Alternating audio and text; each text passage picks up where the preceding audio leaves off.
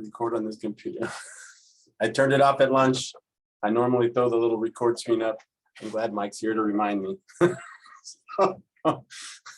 I figured I'd go with another medieval theme today instead of my normal space theme. Does anybody know which castle that is? I gotta get out of the picture. I don't know if you guys can see that. It's been in a TV show. It's been in a movie, and it's about to be in another TV show.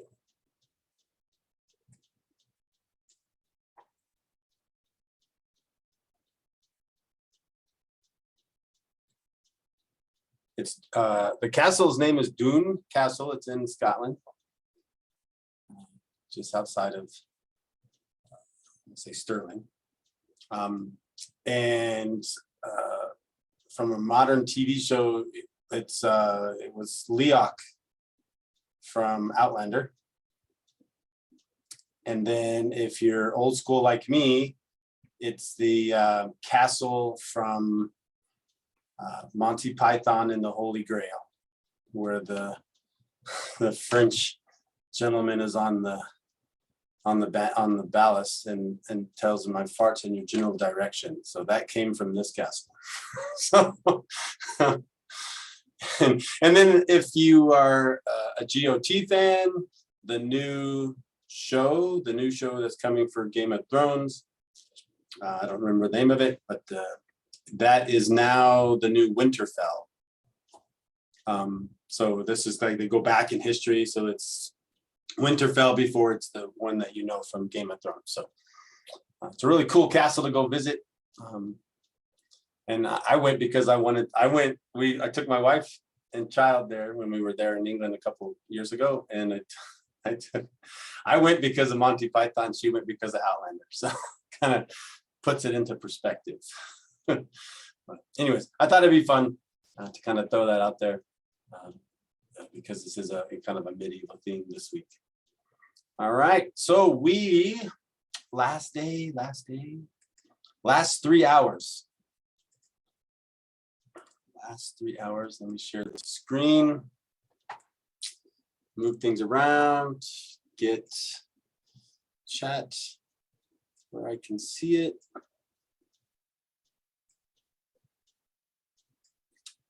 Awesome. All right. Look at this list. Like I couldn't finish this thing without having a big old pile of stuff to talk about.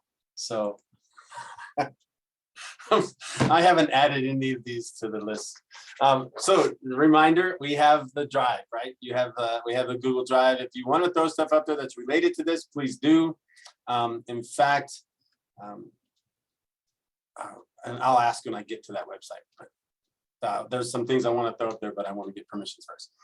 AdGuard's still working. I'm excited about that. So I'm easily. I don't know. I'm too easy, I guess. But it's running. I'm also super excited because this was still kind of left in the background. I forgot to close it, and I'm still excited that I actually made a WordPress website. I'm sorry, I got WordPress up and running. I don't have a WordPress website. But I think it's hilarious that I saw that this morning again, and I'm like, oh, that's awesome. I got to learn WordPress now. So we do have our list. I think we're up to 7 pages. And with the list of stuff I'm going to do today, we're going to fill out this last page easily.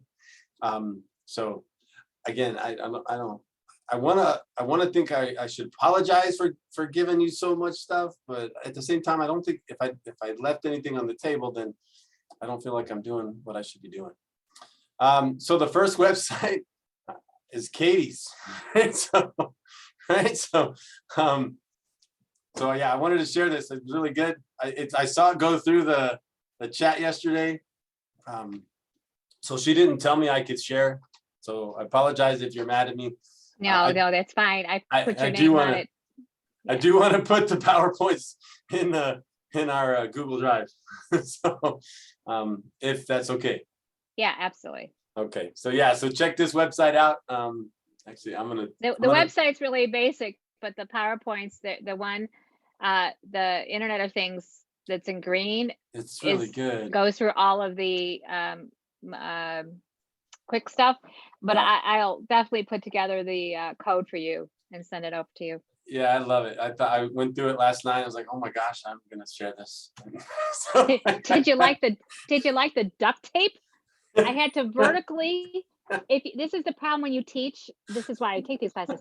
When you teach it, you have to I have to vertically show. I didn't have a camera right? to show, so I had to vertically have the boards together, and there's like 7 of them chained on 4 different things. Yeah.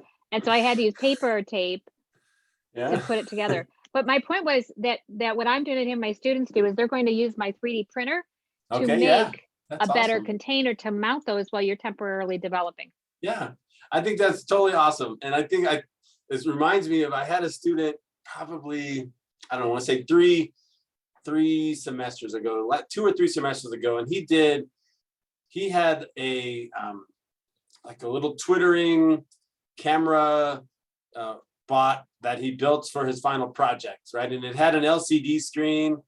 But what he did, he literally had a cardboard that he had cut cardboard, and then he had taped it together so that it stood like I don't know, like if you put your phone or a tablet in a holder, it kind of sits at an angle, right?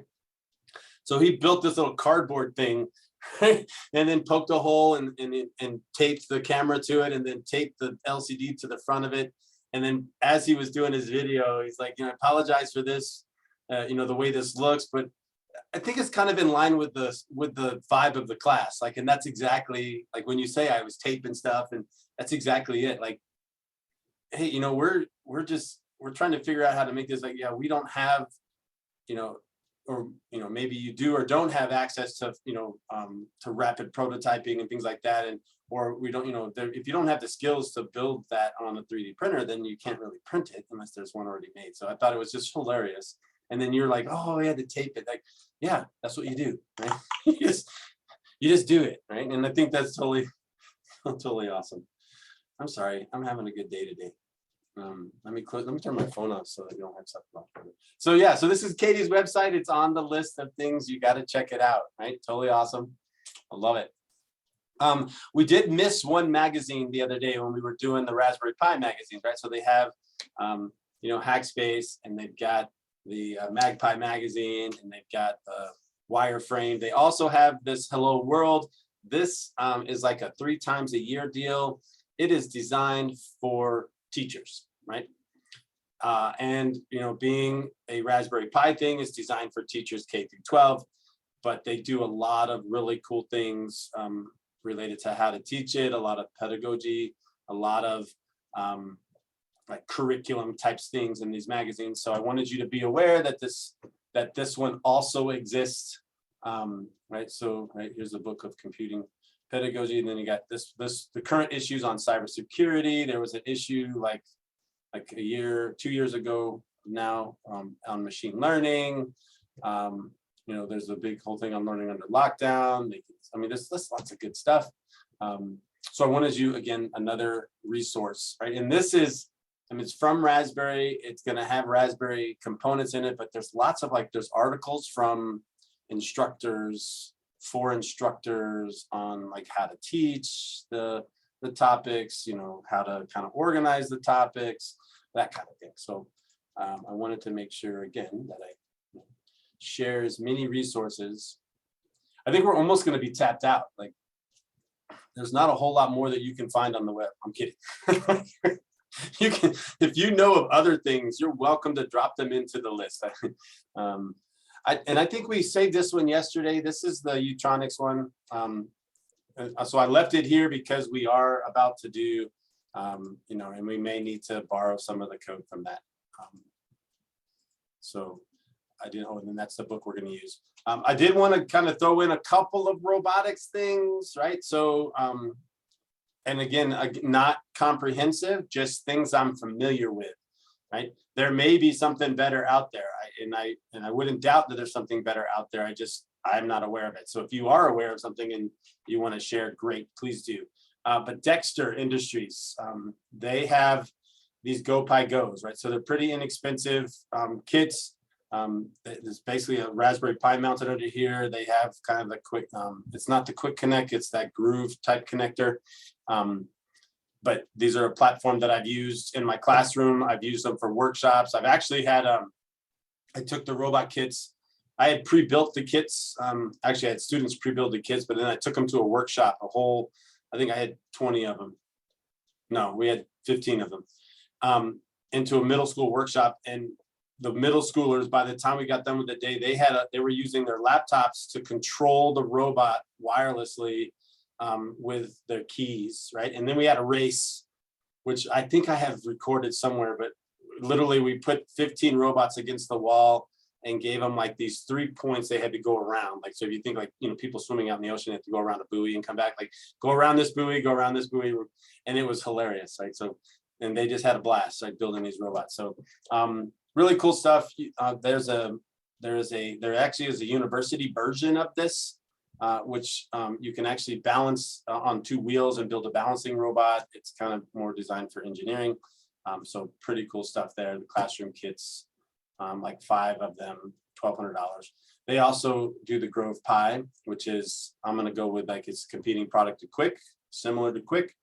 Again, not, agnostic here. We're agnostic. Like it doesn't, I'm not where I just want people to be aware of them. But they do those kits. So this is 5 kits with all these sensors and the lid, the hat for that. All right. So Dexter, I really like Dexter. We've had some good luck with Dexter and their products. And then this one, and I only brought this one on because it has Lego involved, but like I know these Mindstorms are super expensive. But if somebody already has Mindstorm, is it Mindstorm? Is that what they're called? I think they're Mindstorms. You can actually add a Raspberry brain to the kit, right? So then you're programming with Python and other things like that. That's just me being the geek that I am. I buy, and Mike, the other thing that I do buy is Lego. So I buy lots of Lego. I'll close that one down.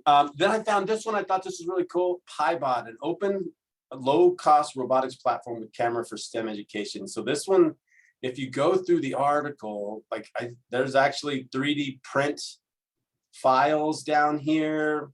They kind of go through so you can 3D print like this robot. Here's the parts and pieces you need to make it work. I kind of like this idea, like maybe taking some of my older, and there's some GitHub stuff, right? So they have the coding, everything for this. So I don't know. I like this one as a project, like say maybe in hackerspace to begin with, right? So in the student group, and then possibly roll that into like a training program for folks that are interested in competing on the Pi Wars team, right? Or in robotics competitions, right? So if you have a 3D printer, you can print off all the pieces, all the parts and pieces to make the robot, and then you buy the electronics. I thought that was a really cool robot that I came across in my research. And then I can't talk about robots without talking about the platform that I use in my classroom, which is this one. It's expensive, but it does a good job, right? It does a really good job, and you can teach all kinds of things. So it's $400 for the superset. And the superset is the robotic kits and the electronics kit. $4,600 for 12 sets. And I think you get the further license as well as part of that. So that's a classroom further license, which allows you to manage, like, you can build a classroom, like a Google Classroom, and the students can do their work, and you can track where they're at with all of their stuff as they build their robots. I have always liked PyTop stuff. In fact, I don't know if you guys, I haven't told the story in this class before, but when I took my team to England, I want to say it's probably 4 years now. Actually, both the first year and the second year, we got to visit PyTop headquarters. So they were, because they're based in London, so they actually let us come and visit. The first time, it's just this little warehouse tucked in this crazy part of town out near the West Ham London Stadium, where the West Ham plays. but it was like in a weird place, but it was really a neat, because they actually showed us the original prototypes of the equipment, and they kind of, they gave some of the students parts, of the kits that were not released yet. Like it was really cool. The second time we went back, they had moved to a more formal office space, but they have, what was interesting about that trip was that they don't have any physical servers, right, in any of their locations. They have, offices in London, Austin, they have some stuff in Brazil, and they have stuff in Shanghai or Hong Kong or somewhere near there, right? So all the manufacturing is done in China. But they showed, like I had network engineering students with me, network, Cisco students with me, and sysadmin students with me that year, and they walked through a demonstration of how their Google Cloud platform worked. In fact, they actually they did an update to the Kubernetes, or to their Docker containers using Kubernetes live, while we were talking to them, and they showed how everything migrates out, and like it was a really cool deal. So the folks that run that are really neat. Their product is, like I said, it's expensive, but it's really good, right? So probably not a fair comparison, but like people who buy Apple, right? It's because there's a quality thing there, and it's expensive compared to other things. So when we're comparing things, I think that's kind of the difference. Like I think SparkFun kind of sets himself above companies. I like Vilros, but like I think SparkFun sets themselves above because of the quality of the components, how they take care of it. I think PyTop is a lot like that, where if you have one of these, you can feel the quality difference. So anyways, I'll be quiet. I don't make any money from any of that. I'll tell you if I'm making money. This is me sharing what I know. This kit too, this is from Pi Supply. You may be able to buy this from Pi USA, I think piusa.net or something like that. There's a, and it's up on the list above. But this is the CamJam EduKit. It's a robotics EduKit. They have 3 different kits. CamJam does like a real basic sensor kit. It comes in a really nice metal container. Then they have a more advanced sensor kit, and then they have this robotics kit. The reason I want to share this one with you, I grabbed the first one that I knew about, so Pi Supply. The money that goes to this supports the Cambridge makerspace, and the folks there are the people who put on Pi Wars. In fact, that robot is their logo. This kit is cool. Like if you're going to do like a robotics workshop and you wanted to let the kids take the stuff home when they're done, you throw a Raspberry Pi Zero into this kit and you're done with this. Like you can strap the motors, you tape the motors or Velcro, like there's the 3M, right, double-sided. You actually strap them to the bottom of the box. You put all the stuff in the box, you poke a hole in the side, you run the wires out to the motors or in the bottom. Like you build the box into a robot, and then they can program the robot and do the thing. So I don't know, I think it's a really cool. We've used them before. I've done exactly that. We bought a set, and then the kids got to take the robots home when they were done. So it's pretty cool. PyBorg. So PyBorg. So if you want a high quality robotics platform that's based on Raspberry Pi, PyBorg is one of those. This Thunderboard here was the brains of our robots for the first 3 years of our competition robots. We used these robots to train our students. We use this robot to do racing. We actually have one of those robots. And then, this right here, this board here is amazingly powerful. We use this one, Thunderboard. But if you're building, like you're going to build competitive robots and you want really good quality products, I would suggest kind of taking a look at PyBorg. For a while there, I don't think they do it anymore. Yeah, they used to do this. This was totally awesome. So this is Formula Pi. So what we would do, I don't know if the video is going to play or not, it won't, is we did this for, I think, 3 seasons. But they sent you a way to train your robot to look, you see the track there, and you could train your robot to watch the lines, look for lines, and look for other robots and stuff like that. And my students would get together once a week, and they would they would add, information to their algorithm, right? So they gave you a base set of algorithms, and then you would add to that. And what they did, and I think this is novel, and I think I wish they would have kept doing it. But folks around the world could send in they would do their algorithm. There was a process for sending it in. As long as it was sent in by a certain day, it would be included in the next race. And then they live casted the actual race. So they put your code on a robot that matched everybody else's robot and stuck it on the track, and then it would race around the track. Literally, it was crazy. But like, this is kind of from the camera view of this robot. So I've always loved this idea. I loved, because the students got super excited about it, and we actually would, stop class and watch the races when they were live during classes. It was a totally fun deal to do, and they're not doing it anymore, but man, that would be a fun thing to kind of recreate. And I know, here's, maybe this one's a better one. There's only 5 seconds. But you can see, like, they just, like, what the heck is going on? Here's the, all right, so this is the track. So they built this up in their attic. And then people, this is a race, right, where you can see the robots kind of tracking, and then I think there's probably a couple of robots. There's this robot that's stuck right there that they didn't go. Then they saw the object, or the obstacle avoidance. Here's another robot stuck in the corner there, right? But it was, I don't know, it's just totally a good idea. I loved it. So I just wanted to share those things with you. I mean, I would be interested in doing that at one of these points. In fact, we've actually asked Pi Wars if we could do a Pi Wars here in the United States, and we have permission. We have written permission from them to actually run one using their, as a, we didn't have to pay for it or license it, but they're allowed us to, we could use the name if we wanted to. So anyways, keep on trucking. I forgot to put PyBorg over there. Let me,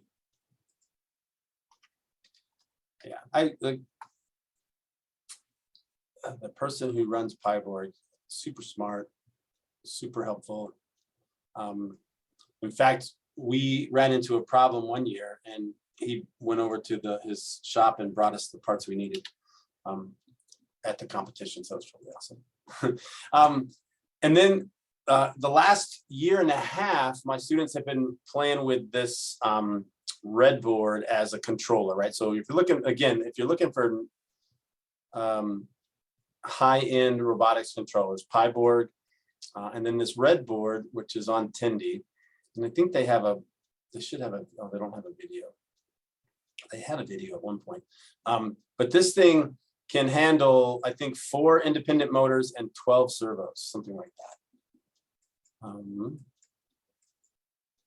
Yeah, they don't have the video here, but it has a video that shows it kind of controlling all of the servos and everything like that.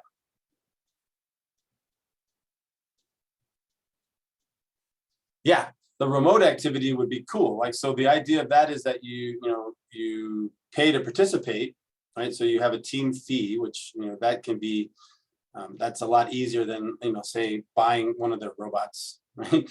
And then we would have the set of robots that then people would and basically they would load up the robots, and they would put your code on the SD card and then boot the robot and then set it on the track and go. So cool stuff. But I wish I would have found the video for this one. This one has oh, here we go.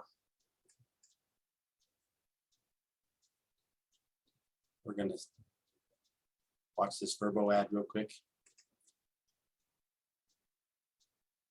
Oh, he's just doing the LEDs. He has another one, man. This guy, this is him. This is his. Why does, oh, here it is. This is the one I wanted to show you. Like this board is amazing, right? So that's running on battery, right? There's LiPo connected directly into the unit, and then it's running multiple motors, 2 motors, and then all of these servos, and a strip of LED lights that you can control. So again, just I'm sharing these things because they're things that I know are really, well, I just closed it too. I'm doing really bad all of a sudden.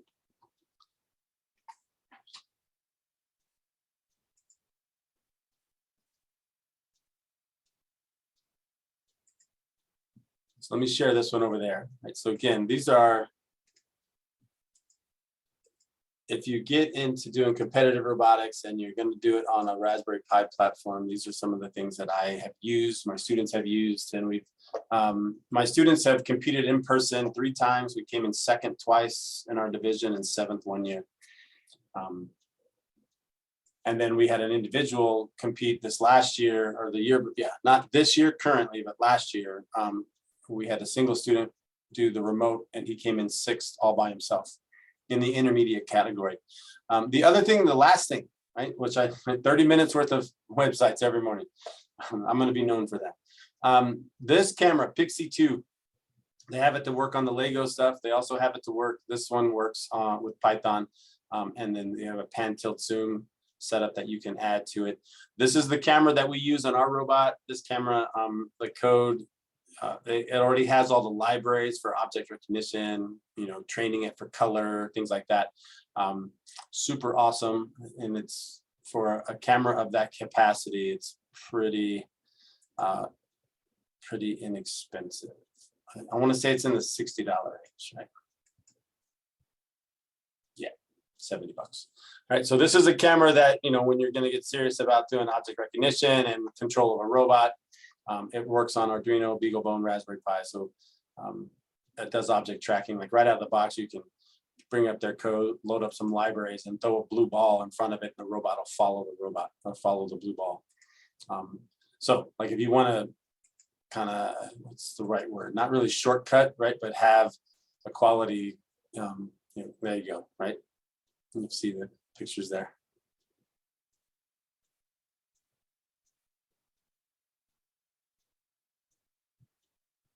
And that's built into the library, right? So you basically have to train it to understand what the color is. And once it's trained properly under the right lighting, it'll do exactly that, right? Follow these things around.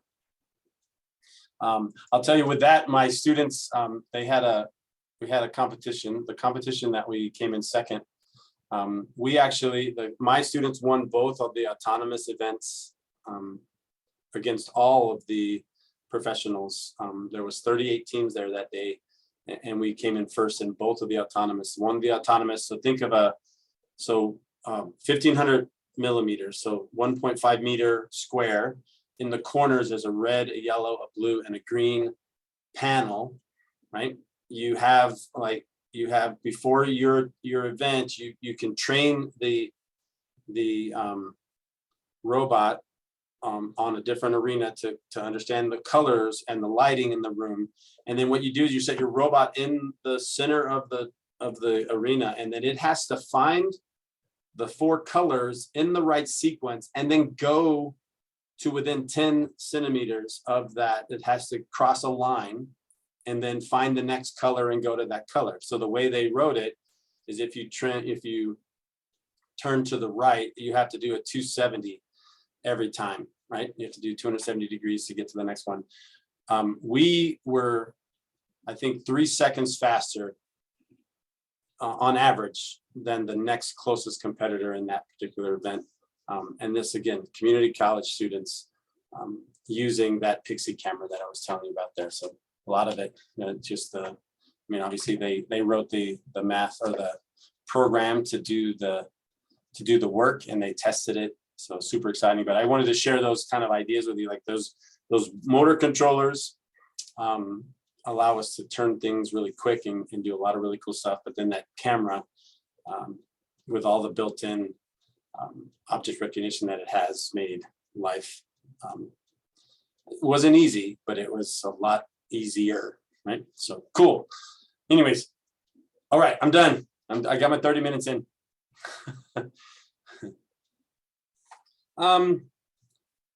So are my students more interested in robotics or IoT? There is a mix, right? There are folks that are the ones that are interested in robotics, right? Definitely or go that route. And then for me, right, I know that when we have travel associated to the competitive team has more folks involved, which I think is an interesting deal, right? If we're going to do a robot and compete in town, which RoboRave is based in Albuquerque, and we've had teams do stuff there, but that is not as interesting to them as say going to Embry-Riddle at Prescott to do a VEX competition, or Cambridge, England to do a Pi Wars kind of a thing. So, but I think both. I mean, they're interested in both. I think most of the students that come, like Hackerspace, it depends on each semester. Like some semesters, like 3D printing is the big deal. Some semesters, for 2 straight semesters, building a parallel computer was the big deal. There's always folks there that are interested in gaming, right? So we've done some esports here and there. There's always folks interested in learning about the Raspberry Pi. There's always folks interested in robotics. We tend to have our students that are taking the hardware class want to come in and actually maybe do some Frankensteining and take some computers apart, put some computers together, right? So I try to provide for all of those interests. But they're kind of all over the map as far as that, and then it kind of just, ebbs and flows. So sometimes certain things are more exciting than others. It all depends on the set of students coming through. But there's always an undercurrent of IoT. There's always an undercurrent of Raspberry. And I think that's driven because that's what we provide. That's what we have there. So if you want to come in and do robotics, right, not likely that we're going to be able to provide you enough support to build a VEX robot, even though we have the VEX gear. We have a ton of VEX gear that's just sitting there, because it's just the ramp up is too much. I don't have the bandwidth for it. But I can we can build a Raspberry Pi robot in like an hour from scratch, using Python. So, because all at that point, we just got to turn a motor, right? We can turn one motor, then I can teach you how to turn 2 motors. If I can turn 2 motors, I can control a robot, right? And then we talk about how we make robot turns, and then an hour and a half later, you have a box, right? Because we literally have plastic pencil boxes in the lab specifically for that purpose. Strap the Raspberry to the top, strap motors to the bottom. We're going to build a robot right here. And off we go. So I think there are both, right? And I emphasize the robotics because I like the competitive aspect of that. I think, being, because we don't have sports teams, right? And the only kind of competition that we really have available is something that whatever we can create, right? And if we can create, right, an academic type of a competition, which robotics is, there's always a lot of support for that. And I'm a big fan of that. I really think that students on, the students that are on the competitive robotics team, their resume ends up being a whole lot nicer. They get talked to before anybody else gets talked to. They get interviews before anybody else gets interviews, because if you're on a competitive team, right, you have to learn how to work as a team. You learn about deadlines, project management, right? There's certain things that you've accomplished. You can put on there, we came in 2nd, we came in 7th, we built this, we did that, right? My part of this was these things, right? I think those are things that we go on a resume that make you more interesting to a potential employer, right? In fact, I've had students come back and talk to us about the fact that what they did in Hackerspace was what they talked about in their interview. They didn't talk about what they did in class. They talked about, and what the interviewer wanted to hear about was this project where you built a 3D printer, or you built a robot, or you did this with, right, whatever. So something to think about. Right? That's why I provide that as an alternative to the classroom setting. I try to push this as much into the classroom setting as I can, but I additionally have that space available, and we try to build we try to give them an opportunity. They come in and there's an interest. Let's give them everything they need to make that happen. Because not only is there going to be a sense of accomplishment, they're going to learn better. They're going to, I think they perform better in their courses, but at the same time, they also beef up the resume, which the resume is what's going to get them those interviews, right? And then if they do what they need to do at the interview, then they're going to get that position that we've been trying to get them this whole time. So, but, all right, I'll stop. I think maybe not. All right, let's get on to doing some stuff. Temperature gauge. So chapter 8 and chapter 9 in the Pico book, right? Getting started with MicroPython. We're gonna see what we can do here. This one uses the built-in, right? The built-in analog to digital converter to convert analog inputs and read internal temperature sensors. So we're gonna pull. I don't think we have to add anything to this, right? Oh wait, you need a Pico and LED. So we are gonna do. Why would I need it? Oh, they are gonna add a potentiometer to this. Okay, let's see what this looks like. Again, I think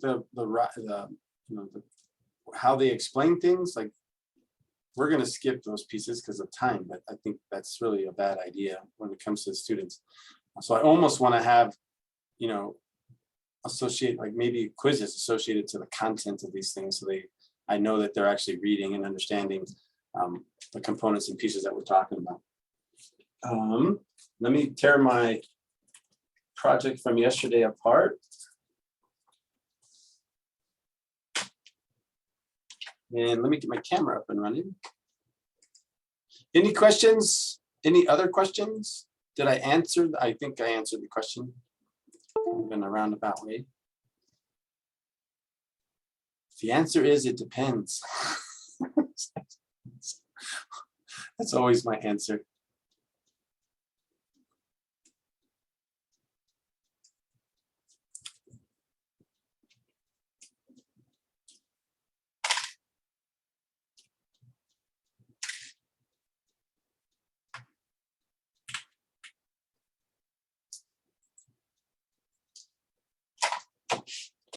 All right, so I have my Pi. I think it says we're going to need a resistor. I've got a pile of, I've got all the wiring that we had from yesterday's project over here.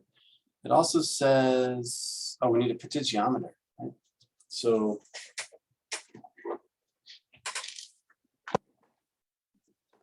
grab one of those.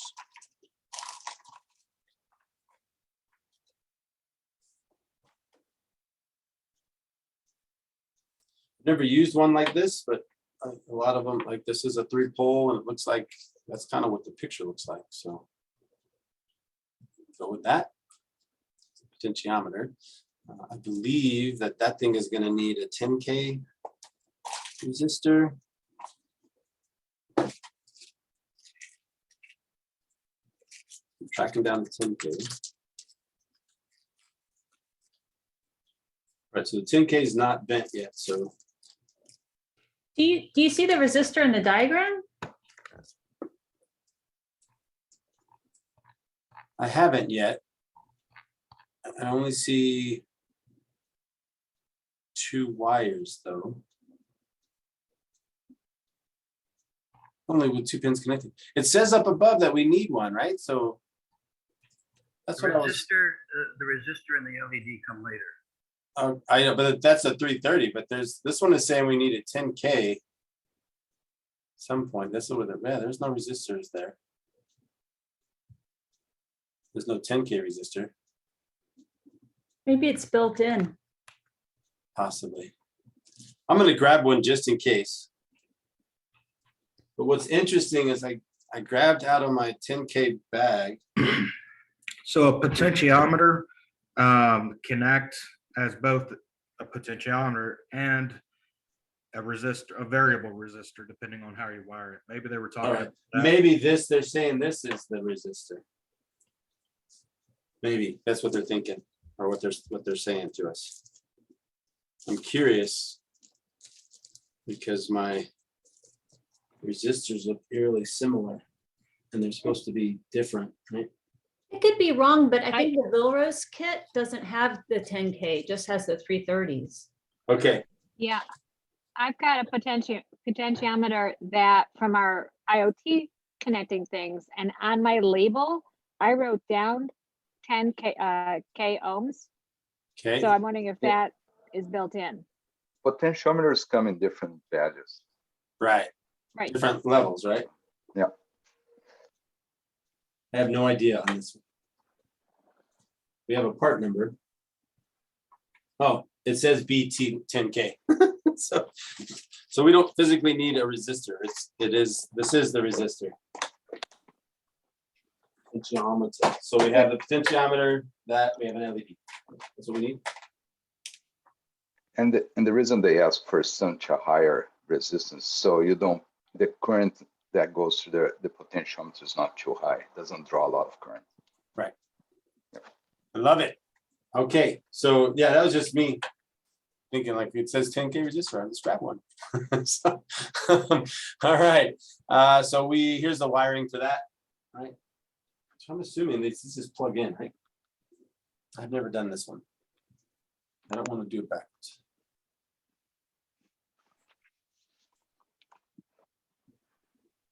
So that one shows ohms on that particular.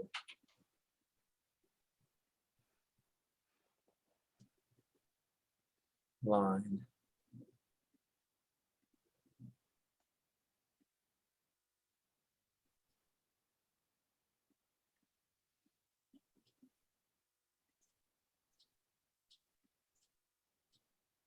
Did you, because normally, like if you have the Spark Fun, right? If you've ever done the Spark Fun, it has that little blue one, right? That's vertical that you plug Right. in kind of straight in.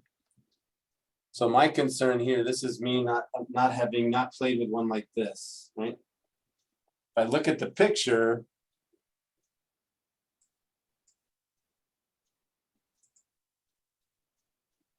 get rid of all this stuff real quick.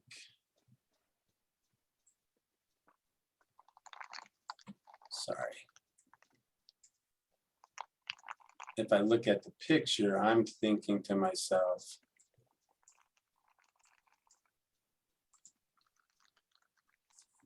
like, does that go this way? Does this go this way?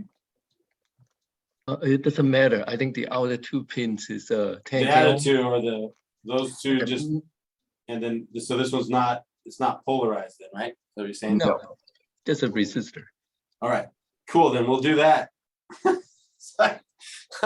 Again, I'm glad we have more brains. I haven't used one of these before. Like I always use the little, blue ones that plug straight down. I think the blue one is more sensitive, more better steps. Okay, This one, yeah, that one's electrical, kind of like your dimmer switch at the living room. nice. So we'll see how it works.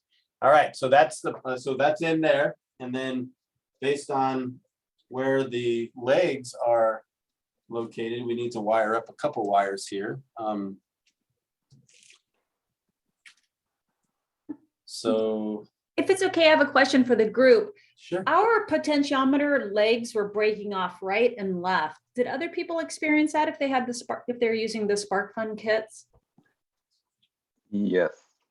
I don't use these Spark Fun kits, but I had exactly the same problem. Plus, many times they don't insert right into the breadboard. Thanks. For the blue potentiometer that I'm talking about? Yeah, Yeah. the little ones. Okay, No. yeah. Good to know, good to know. I wasn't experiencing that, but that doesn't mean anything. All right, so I'm wiring it the way do what? I borrow mine from the electronics people and they have leads on them. Oh, nice. And sometimes I return them. Sometimes they go back, right? Sometimes you just happen to stay here. 1, 2, Another 3, one- 4, 5. Another component that I find really hard to stick in the breadboard are the relays. The relay is ridiculous. It is awful. It is ridiculous. Yeah. So yeah, if you're gonna use relays, you better buy the ones with the module on a PCB where they Yeah, have and you just plug the wires in and screw them down. Yeah, or the ones that have, you know, a piece of little PCB that, you know, a board, so the relay is soldered to the board, and then you have the, Oh, it's a yeah. much better option, but yeah. All right. So I believe I've wired this way. Looks like you've connected the orange wire to ground, but the diagram shows it on positive. Oh, are you just talking about, yeah, I don't know if that's going to trip you up later, so. okay, it shouldn't, but I'll move it though, so that it matches the diagram exactly. Appreciate that. It shouldn't, but yeah. You're right, because if we do end up using that and we're following the diagram later, it'll mess things up. Okay, so potentially wired with, yes, ma'am. Could you zoom in just a little bit or explain where you've got them, because I can't see it from here. Okay. So let me grab this piece here. So then I plugged in. So down here I plugged in, you can kind of see where the pieces, where the pins go in the board. So I've matched Right. this outside one. I've matched it and we put it into the like this rail, the positive rail here, right? And that rail is connected to power, right? 5 is power. Right. 1, 2, 3, 4, 5, right? So we're connected to This 3, one. 3. Okay.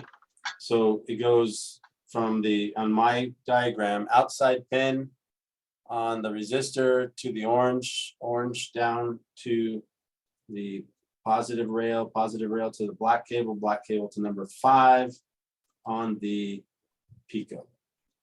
Okay. And then this yellow wire is lined up with the center pin on the potentiometer, and it goes to the 10th spot. 1, 2, 3, 4, 5, 6, 7, 8, 9, 10, which would be GPIO 26. So that's where this is connected to here, through the middle of this. All right, so that's what we've got so far.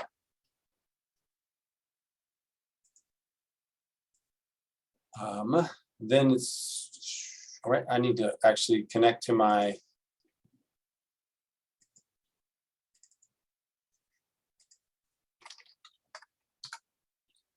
Raspberry. Open up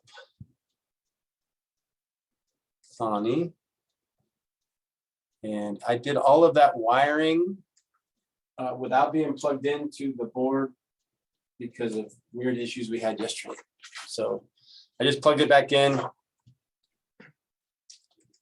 And I'm hoping that it sees this, and it did, and I'm connected, right? So right down here, you see that I'm connected.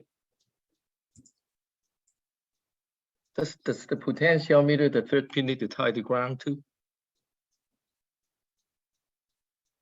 I believe down here,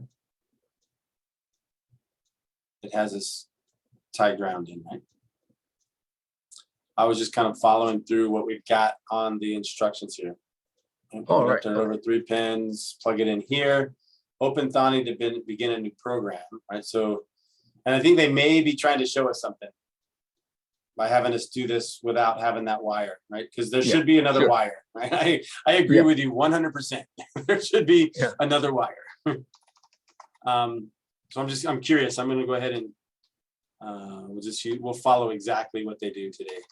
Report time. Okay. And then we're going to set. Then they make us spell this out every time. Potentiometer equals machine.adc, right? For parentheses 26, right? So when we counted that out and we looked on the graph, so we're comfortable that 26 is the right place. As a reminder, I could have done from machine import ADC, and I could have gotten rid of this, and then I could have made this something way smaller, like PM equals, which is be more in my realm of, or what I would do programming wise. So this configures this, the GPIO as the ADCO channel, right? First channel analog digital converter. while true. So then while true, we are going to pretend, we're going to print out what it reads and then sleep for 2 seconds and then print out what it reads. Fair enough? Print. Monitor. Read. 16.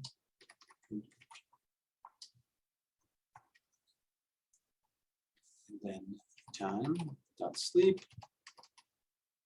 2. All right. So in the loop, you're just going to print on a single line. It's going to print exactly what the reading is. Run the program, click the run icon, save your potentiometer.py. Okay.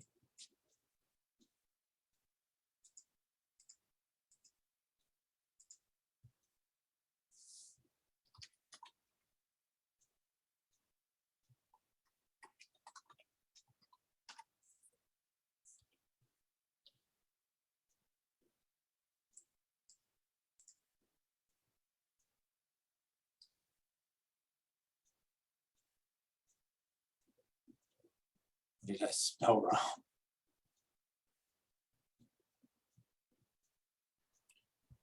You have a misspelling in your variable declaration.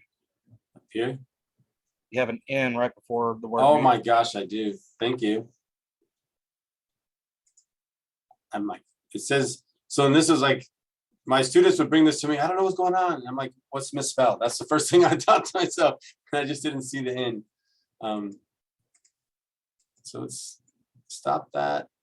Oh, it killed it anyway. So then we can rerun it again. My machine is acting slow today.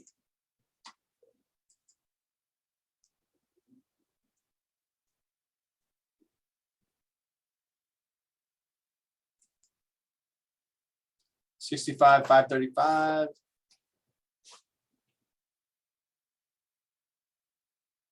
$519. Right. So I think these numbers are going to be, they're not going to be 100% precise, right? They're going to be close. So we can see kind of bouncing around.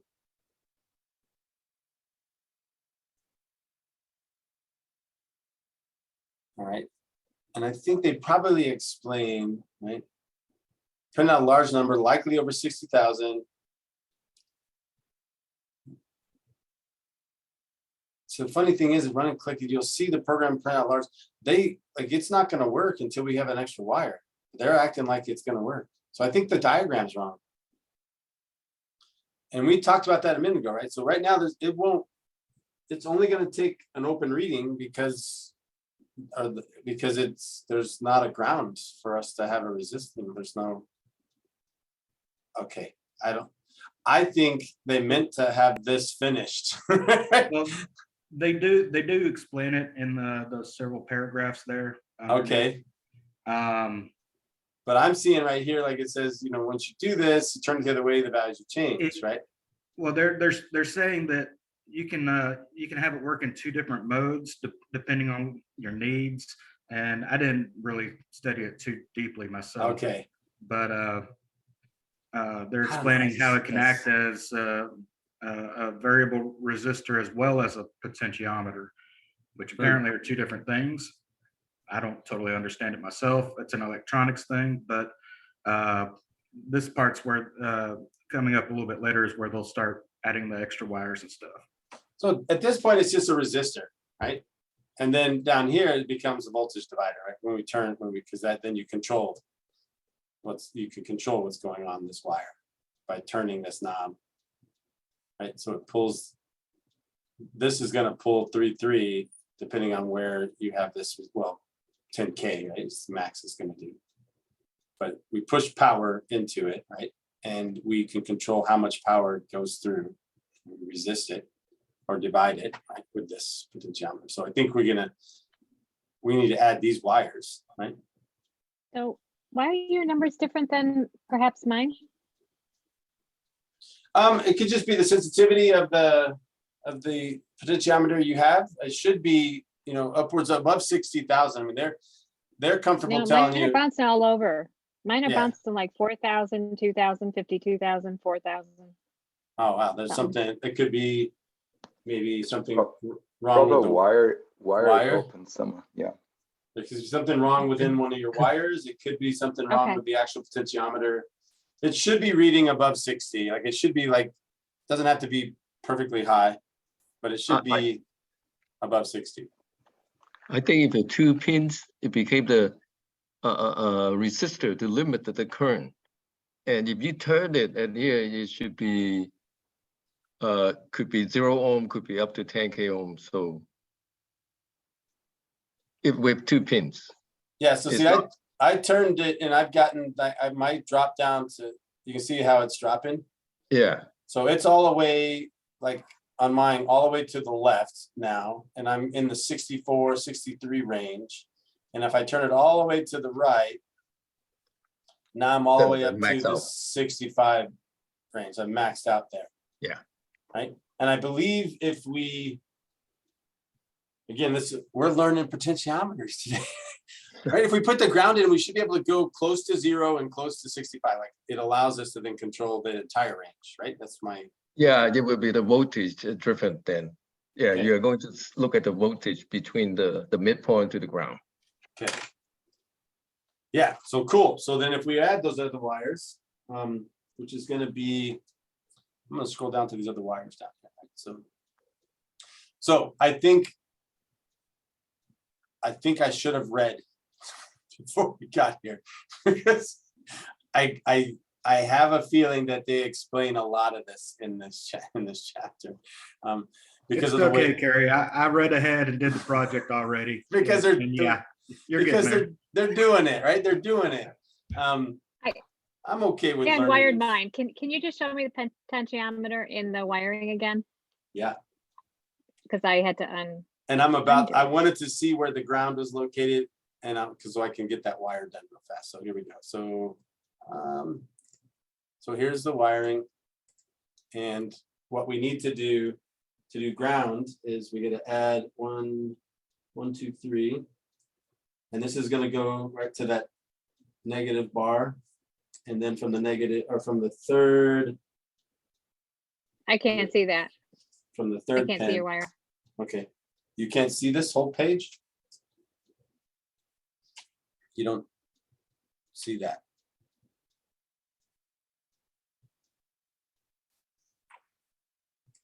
What are you seeing? No, don't see it. I see your page. You see the mouse moving? But you don't see you don't see the video? Don't see their video. I mean, we can. I Can see nobody it see correctly. it? Can nobody Yeah, see it or Okay. can you see it? The camera is And I it's gotta can be, see. it's gotta be.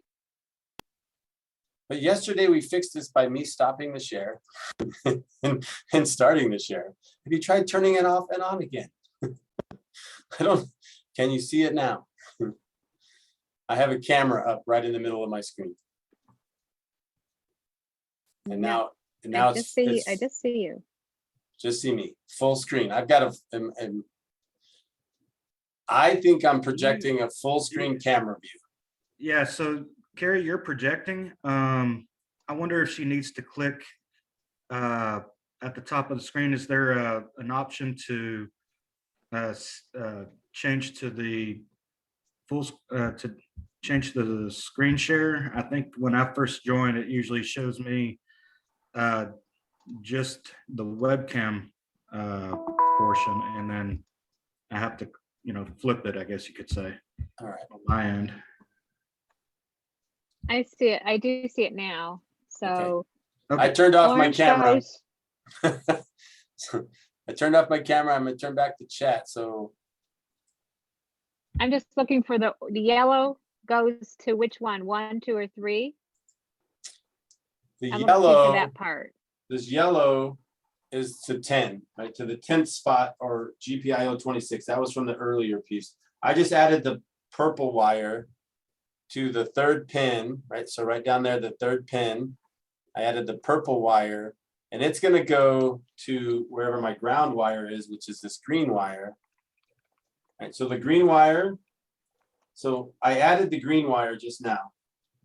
And it's on number 3, right? The ground up here, right? On the right-hand side of the, if I'm looking at this from top to bottom, right-hand side, right here, number 3. So this is my ground wire, and it goes out to the negative bar out here. And then I have over here, I have on the 3rd pin, that pin that was left empty, I put the purple wire, and we're gonna also connect that to ground that way. And then I'm curious.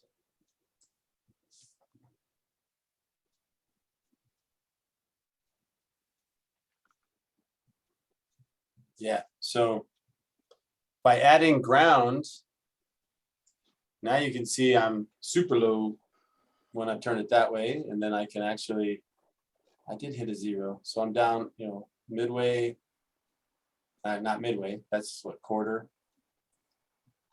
And 30,000 would be about mid, and then I'm up to 3/4, and then all the way up to full. So with that ground wire in, right, then the potentiometer now is dividing the voltage here that goes through. So I can control how much goes through with the turning of the knob here.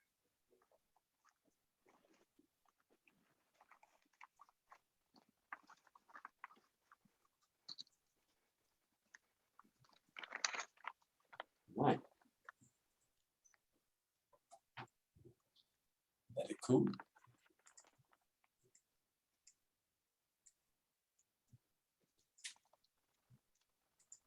Okay, so I'm gonna go from 4 to 8. So I'll go to that.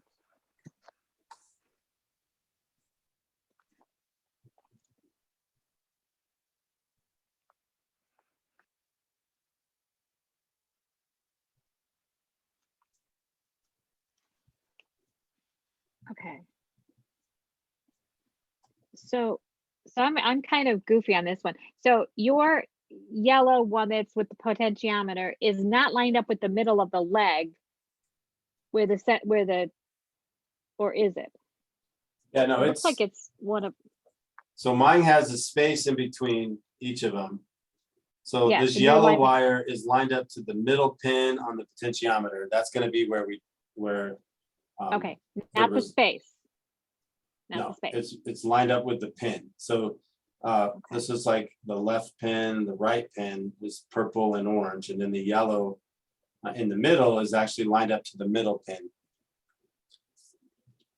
It's hard to tell from that angle, but I'll look through there. I'm lined up to that middle pin in the middle of the potentiometer. So I've got, you know, like my power is running through these two, right? So that's where I'm providing power and ground. And then the potentiometer, right, this knob here, controls how much of that current gets down this wire, which is what we're reading. We're reading how much current gets down to this wire, and we're using this to divide that current. So then you can see on my bottom left-hand corner there that I'm about halfway in that 30,000 mark, 32,000 mark. And if I turn it all the way to the left, it should go down to close to 0. A little bit leaks through all the time.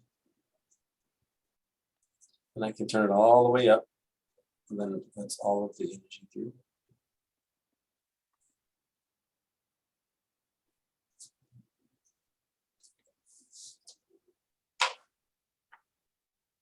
Awesome. So, right, the potentiometer as a resistor, and then potentiometer as voltage divider. And I 99% of the time, like I'm always using them as a voltage divider. That's why I put them in my circuits. Oh, good.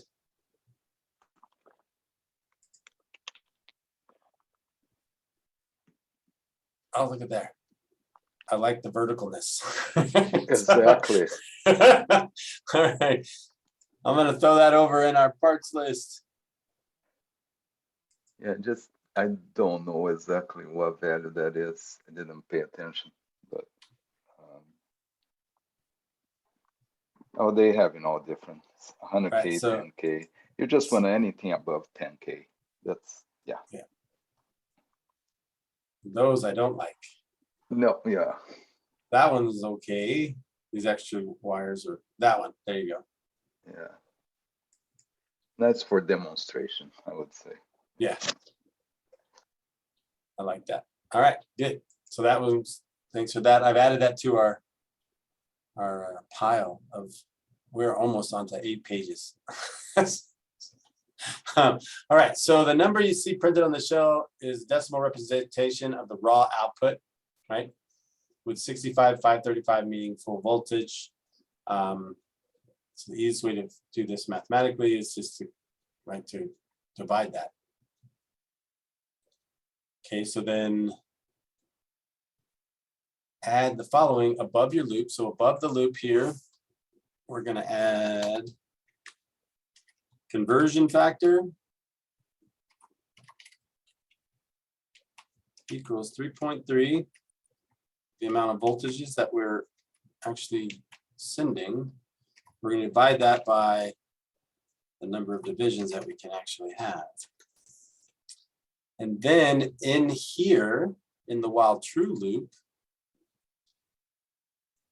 voltage equals this times the conversion factor.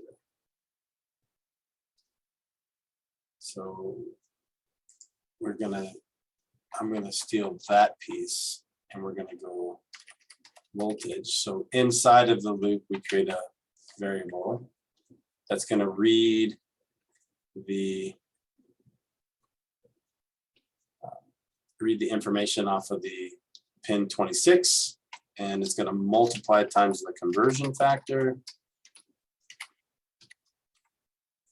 And that should give us, right, give us the amount of voltage, which, oh, we're gonna print voltage.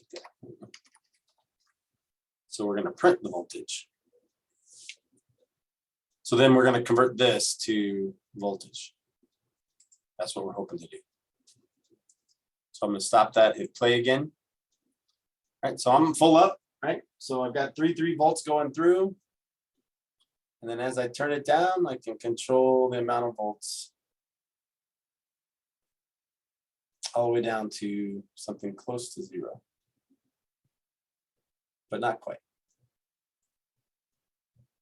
Oh, there goes a 0. I got one. We'll go back to the middle. All right. So by adding in this equation, right, we've divided the readings into a readable, like, so we can look at this and go, this is voltage, right? Which is pretty cool.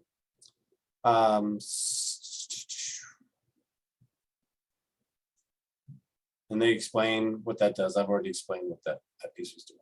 All right, awesome. All right, click to run, turn the potentiometer one way or the other. You'll see it go between 0 and 3.3 for the potentiometer. All right, so we have a potentiometer, and because we read every single word, we know everything we need to know about potentiometers. We have an idea for today. And then moving on to temperatures, right? So I'm just gonna keep on scrolling down the page here. Right, so they want us to pull some temperature data, and we're gonna pull the reads. I'm trying to see if there's, like, this is a separate, yeah, we're gonna do a separate program for this one. So let's go ahead and just create, I'm gonna go ahead and stop. And then I'm going to create a new file, right? So in this file, it's going to import machine, and we're going to import U time,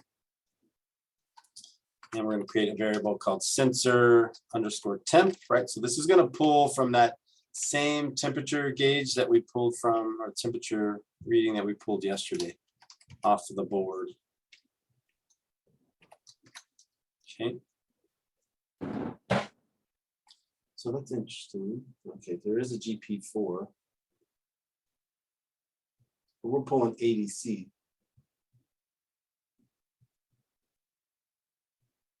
Which is a different location. All right. So the internal temperature sensor is located at ADC 4. And I think we saw that yesterday also when we were doing that other temperature read. It was the same exact place, right? So that's just the permanent address of that on this particular machine. We're going to create a conversion factor again. Being the same 3 divided by 65535. Okay. Then we're going to set up the loop to read the analog input, apply the conversion factor, and store them in a variable. Okay, so while true,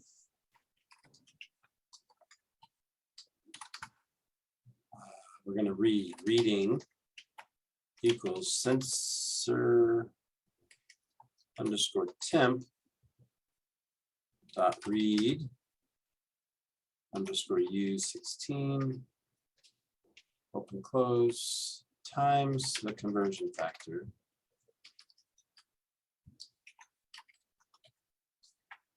That'll give us the reading in a voltage.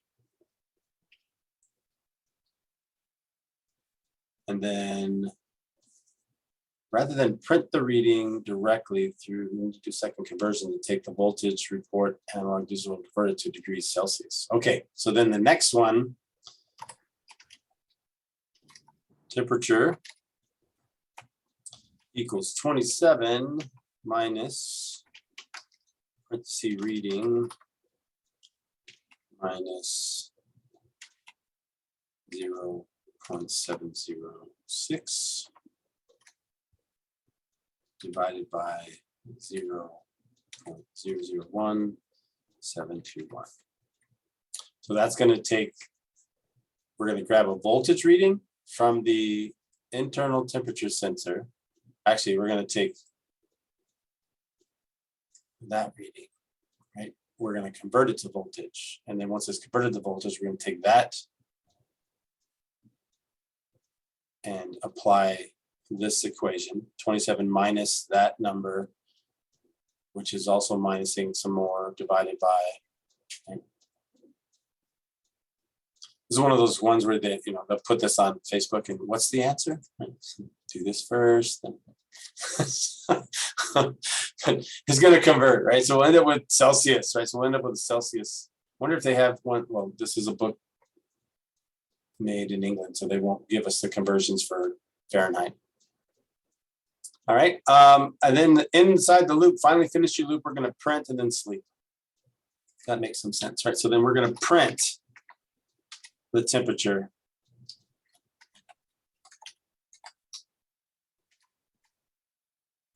And then U time sleep.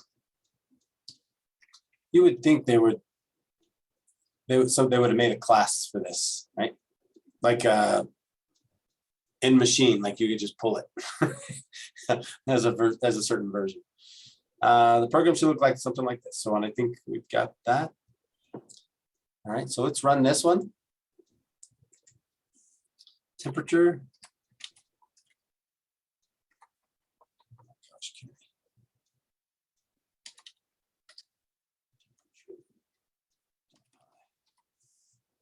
I just feel like that's wrong, but that's right. I'm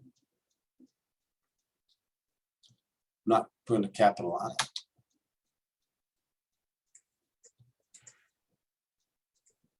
So we should get, yeah, readings in Celsius.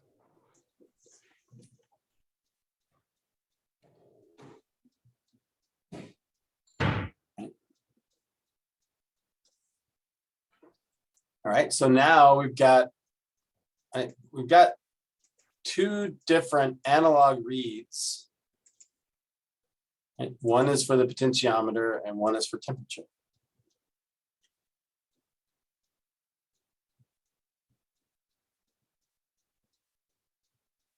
All right. Awesome. So our we can now read the internal temperature off of the raspberry, of the Pico. All right. The next piece, right? So we're doing like lots of analog things, right? Which is like, you don't get to do too many analog things on a Raspberry unless you add components to it. So fading an LED with PWM, right? Pulse width modulation is what we're going to use here. So what we're going to do is we'll actually be able to control, right? We've already got this potentiometer component. We're going to be able to control the LED, like the amount of light it has, the amount of energy that's being passed to it through because of the potentiometer. Okay.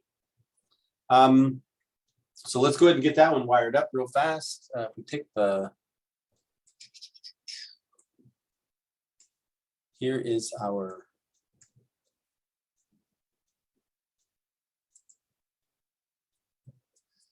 I'm gonna try to sneak the, so I got the long leg. So the long leg is gonna go to my left there. And then the resistor, like, so we're gonna do the same thing we did with the resistor yesterday on the LED. We're gonna actually put one end connected to GPIO 15 and the other end connected to the LED. Right, so we're gonna go there.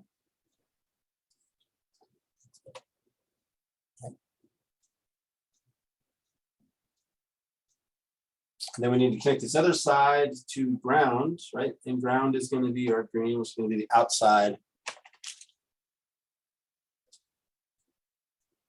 ground here. So we're going to go here, which is the other side of the leg, and out to the ground. Cool. So instead of just turning it on and off, which is normal, right? Normally we just turn on and off. This exercise hopefully will get us to use, we're going to use the potentiometer to control the power, which will then dim or brighten the LED. All right. And I think we could just we could use the potentiometer. I think we can use the potentiometer. I don't think we need to do.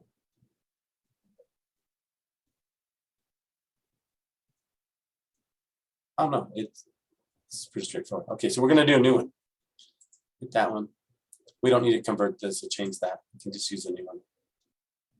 All right, so the program is going to, and they walk us through up here, right? So we need to do our normal import machine, import U-time, spell import correctly.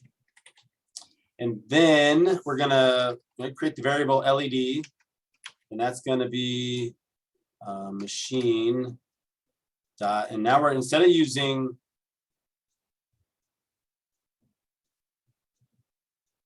normally we just do pin, right? Machine dot pin, but we're going to do PWM now, right?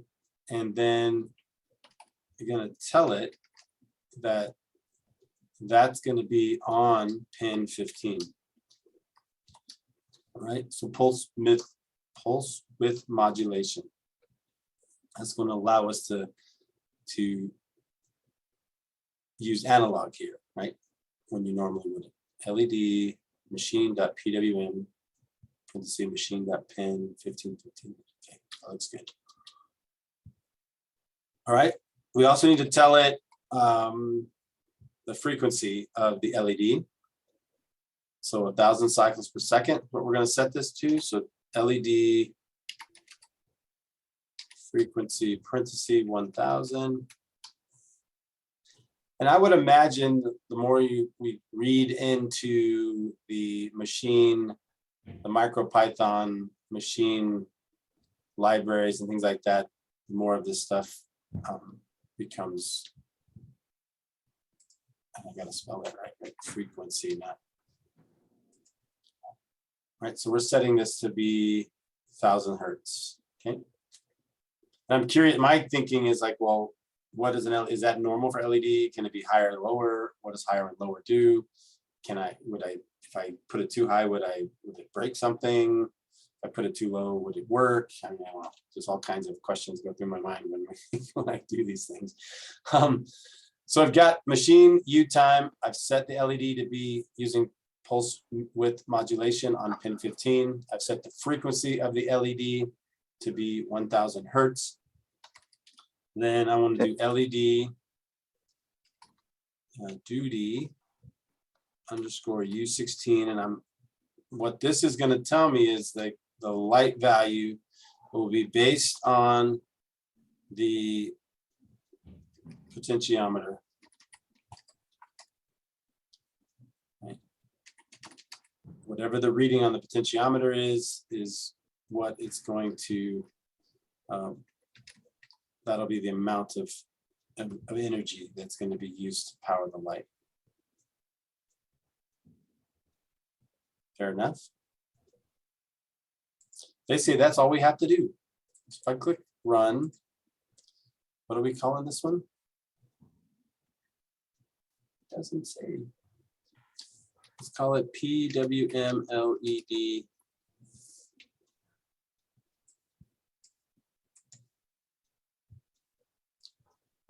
I did it again. Oh, I didn't do it again. I skipped a piece. I did not declared yet. declare the variable. Potentiometer equals machine ADC 26, right? So that's exactly where we have our potentiometer set up. Stop that, hit play, right? So then here's my light. And I'm not seeing a difference.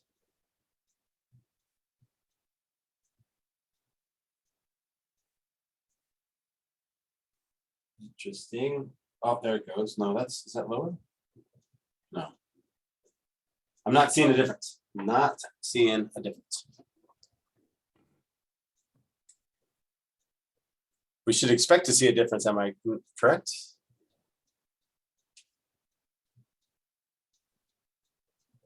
Brightness change smoothly and completely off, right? You're missing the loop. See the while true in the book? Oh my gosh. Did I within the loop? Ah, I'm so slow today. I started off so good. And then I started working. Why? Oh. Man, oh man. That makes sense. It makes sense. Just me being silly. So now it's barely there, right? And then all the way on.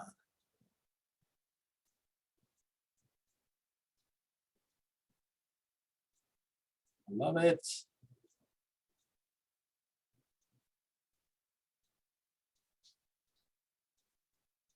Okay. Excellent. Awesome. Let's take, how much time we have? We have an hour and a half left, right? Okay, let's take a break here. So at this point, we've walked through chapter 8, right? So we played with potentiometer, we learned about potentiometers, right? So a little bit more about potentiometers. I would not call myself an expert in it by any stretch, but temperature, we did the temperature reading. So these are all analog, and then we did use pulse width modulation to control an LED, like the brightness of an LED. And now what we're going to do is then we're going to turn it into we're going to turn the Raspberry Pi into a data logging thing. We're going to start recording the data in a file on the actual Pico. So, but I think it's a good place to pause, right? You can, if you're not finished, then finish, right? Get through it, see what you think. If you have questions, put them in the chat. I'll be back. But let's do like a 10-minute break. And then we'll come back, we'll do data logger, and we'll wrap up. Sound like a plan?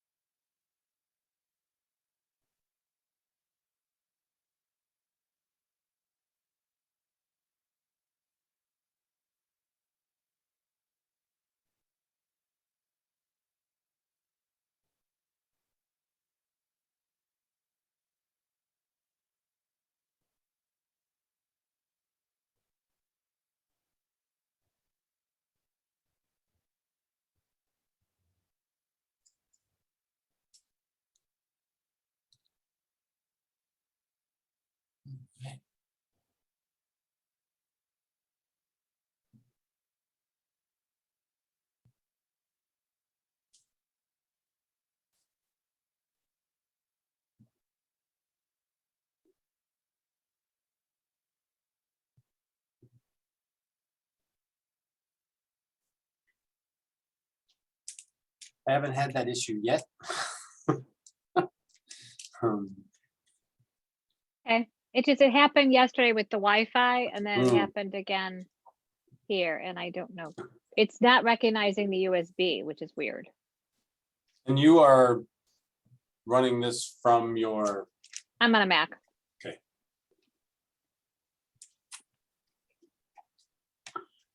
I'm wondering, I'm not sure. It's fine. It's fine. It's got to be something with the connection because we have to go on Macs. You have to go into the USB-C, Okay, so you don't have a direct USB. So I have a micro going to my USB to my USB-C. okay. So we could have some obviously some oddness going on. Yeah. It happens, it happens. If you figure out that Wi-Fi, if you get there, let me know. All right. I will, yeah. This is my first experimentation with it. Oh, completely. Me too. So, um, I did read though that the Wi-Fi, apparently these little tiny boards they're really cheap, super okay. cheap. But I was reading that they're also very subject to static Oh, issues and okay. power issues. Mm, And you have to use the 3.3. So that's the other thing. I was like, well, if I have to use the 3.3, which is what I wired, but I've got the LED wire to the 5, is that going to be an issue? I don't know. I'm not I'm not an electric well, guy. as long as it's, I I'm not an electrician either, but my thinking is if you have the resistor there, it should be fine. Yeah. So then Sarah did say that plug and unplug the Pico.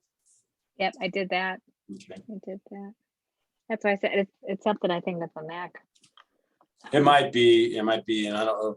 I mean, I can experiment with this on the PC as well and see if I run into the same kind of. Oh no, don't do that now. No, not today. We're gonna do this and then we're finished, right? That's about all the time we have. We're gonna turn our Pico into a data log. So collect up these items, right? So the file system. So it's again, I haven't clicked the bottom of the shell. Right, so down here, it wants us to click down here. So let's hit stop there.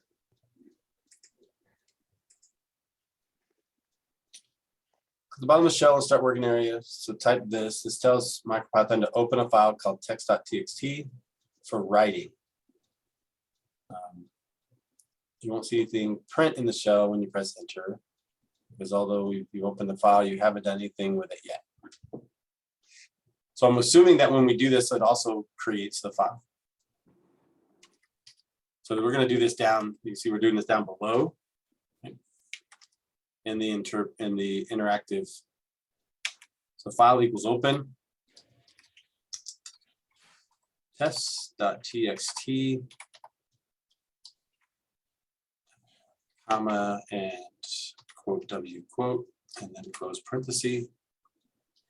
So we're hoping this does is opens up, in this case, creates and opens test.txt with the ability to write to it. Okay, so we didn't get any errors. So let's see what happens here. File.write. So we're going to write a file, or write information.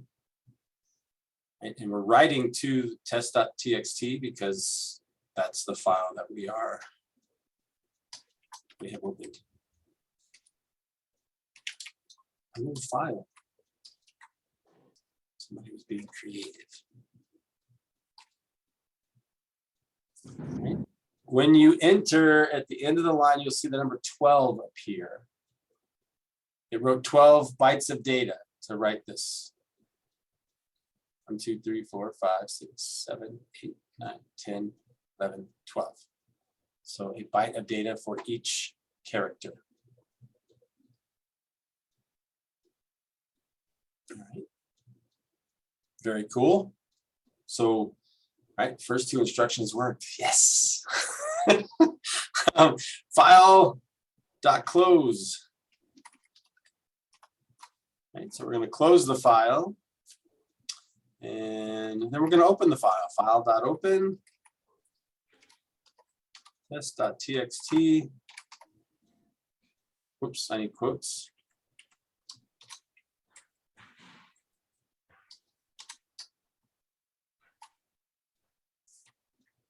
Did I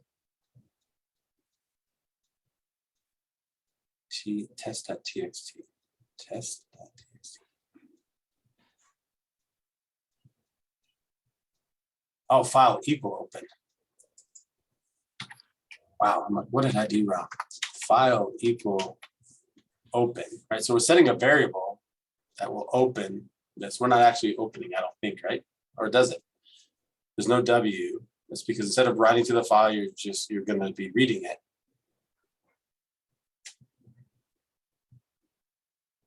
Okay, same nomenclature, my bad. File equal open. So we're just going to open it. And then we want to read the file. File.read. And we can see hello file is there. Simple enough. File.close. Closes the file. All right, now logging temperatures. So this program here, machine sensor type, oh, that says core temp. That's a little bit different than what we've got over here. But I think for the most part, let's do it at one time. Let's see if we're gonna get this into a loop later on. No, let's just go ahead and follow we'll follow what they've got going on here. So we're gonna create a new program. And we'll start with importing machine and import view time. And then we're going to set sensor underscore temp equal to machine dot ADC, which is going to be looking at the machine. Oops, not capital. Machine dot ADC dot core underscore temp. Okay, so before we pulled ADC4, which was like the onboard temperature sensor, this time we're going to pull the core temp, which is obviously a different sensor. The conversion factor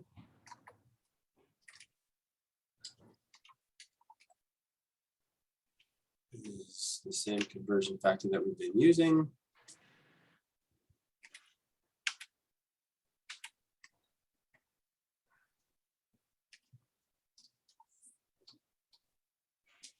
And then the reading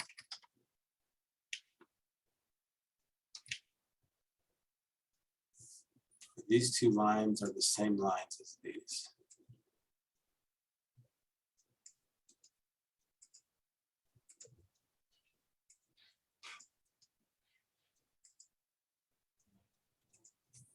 All right.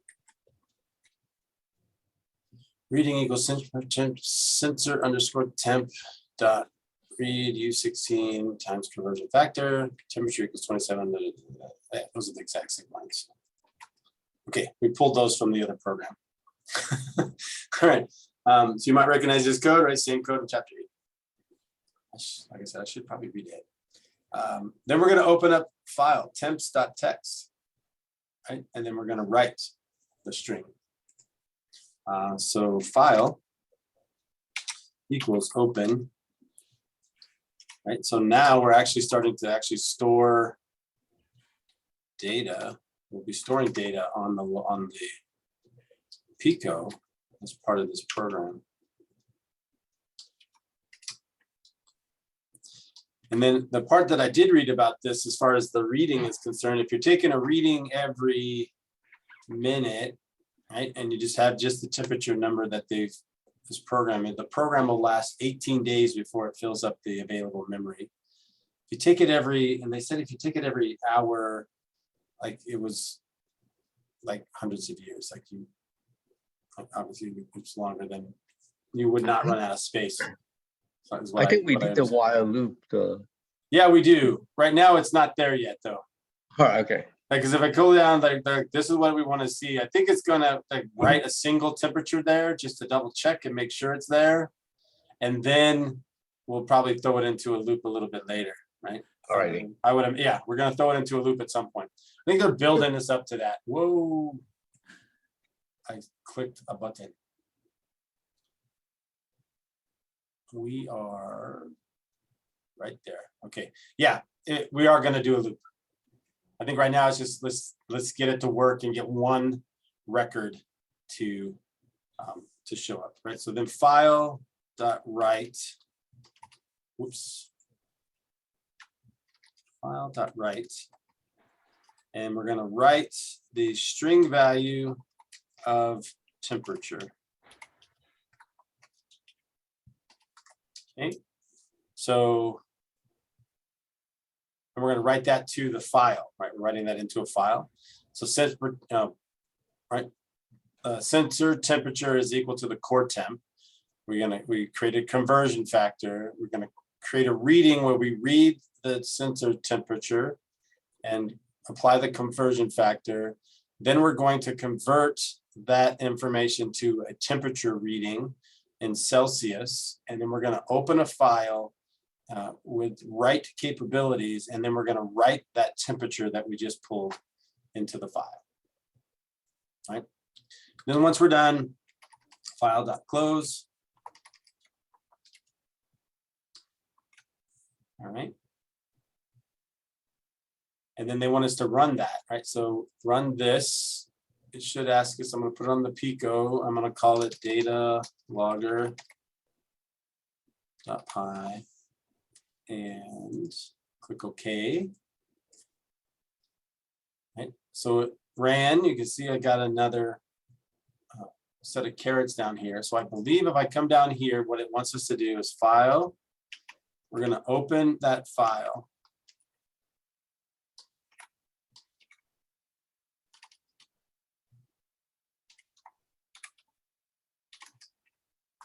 Okay, oops. Did I? Oh, I didn't call it temps. I called it temp. All right. I'll have to fix that. File.read. Right. So then it has a reading 20.95853. And then file.close. All right.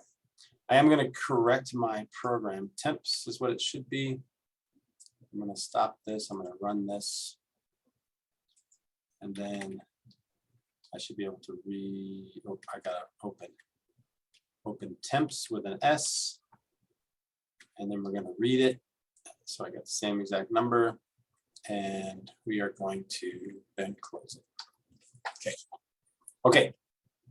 Okay. Good. Now, probably the program should look like this. Your shell should look something like this. Obviously, your reading is going to be slightly different from my readings. So the data logger that only logs a single reading isn't that useful, right? This is where we got to get into the looping of this.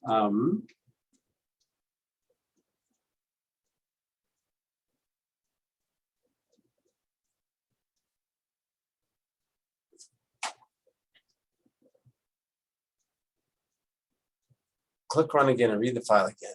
Okay, you notice there's only a single reading in the file. When your program opened the file for writing, it automatically wiped out its previous content, meaning that each time you run the program, it wipes out the file before it starts to read. Okay, so I think that maybe get us into a pending, right? At some point, that'd be good.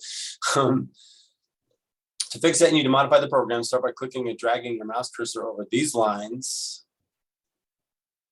Let go of the mouse, Control X on your keyboard to cut them. Then go to the bottom of your program and delete everything after that file, and then type while true. Okay, so they want us to take these two lines,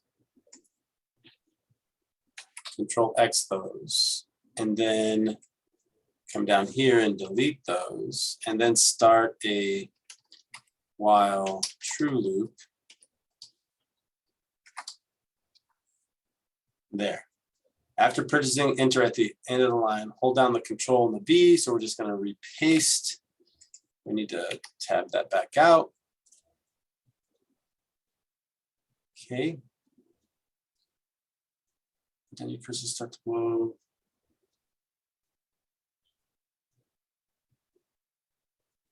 Okay, then we want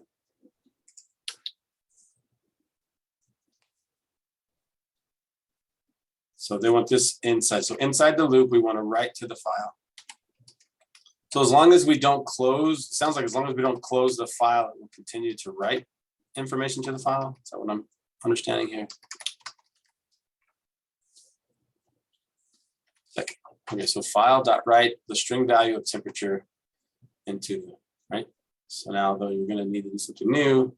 If you close the file as we did before, you won't be able to write to it again without reopening and wiping the contents. Okay, so if you don't close the file, the data will not actually get into the file system.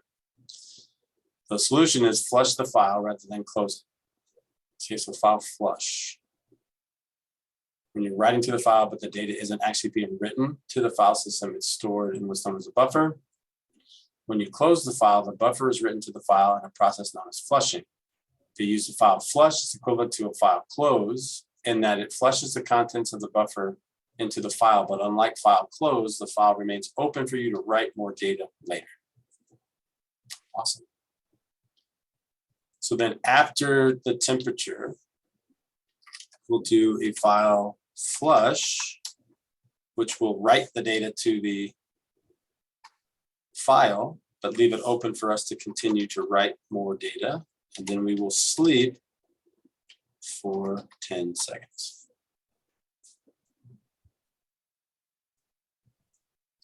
So if we run this program, they want us to run it and count to 60. We'll just watch a clock. So we're going to we import our machine, we import U-time, set the sensor to the core temperature, create the conversion factor. We open a file in a true loop. We read the data, we convert the data, we write the data, we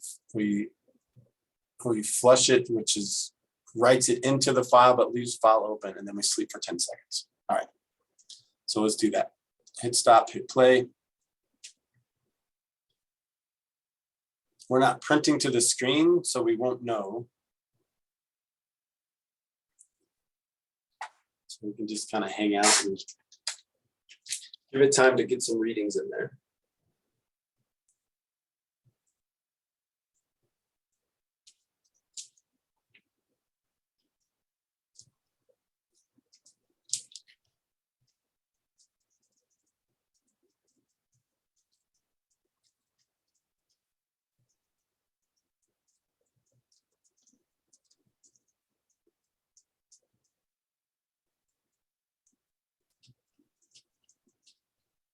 Doesn't seem like it's overly difficult to actually write data to the file. I think it's kind of figuring out how to use it after the fact. I think it seems to be where I get tripped up.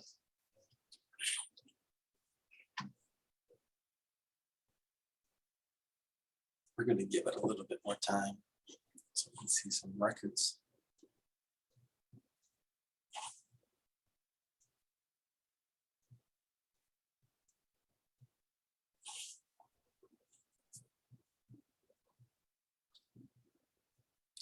Once this hits 12:04, I'll do that.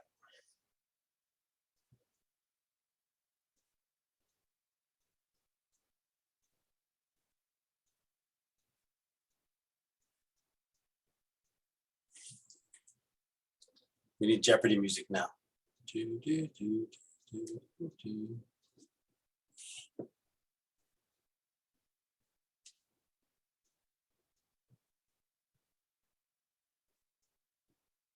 Reading. Open, open, open. All right, stop. Stopped it. All right, and then down here, we're going to open temps. Then we're going to read temps. So we got one. There's a whole bunch of, oh, I think they're, 20. There's no break right there. 21, 20, right? It's got a bunch of readings in there. Lots of good stuff. Okay. So there's all of our readings. And they want us to close it. So we close the file. Good news is your program worked and you recorded multiple readings in a single file, right? So like 6 to 10, I think, depending on how long you waited. They're all mushed together, right? So that's, you can see right there. That's a break, that's a break, right? That's a break. Fix that problem, we need to format the data so it's written to a file, go back to the right line in your program and modify it. So we want to write it here. Right. So there's going to be a control character, which that should, right, each line of data. Cool. All right, so the file write, this is the file write. Inside of these last two parentheses, space plus quote backslash in quote. That should put a line break in it. Okay, so we'll stop and run the program.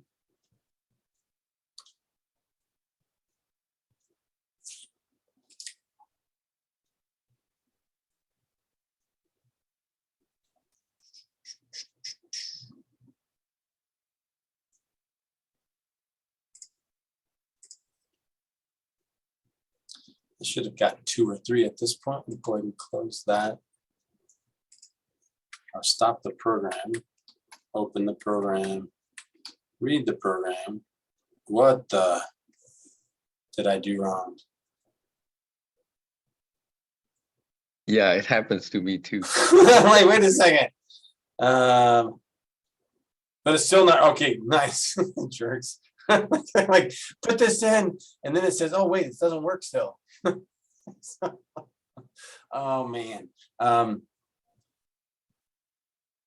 What the say? So it doesn't act like pressing enter, but printing has 2 visible characters, right? So yeah, because the file read is bringing in raw contents to make no attempt at formatting it on the screen. Okay.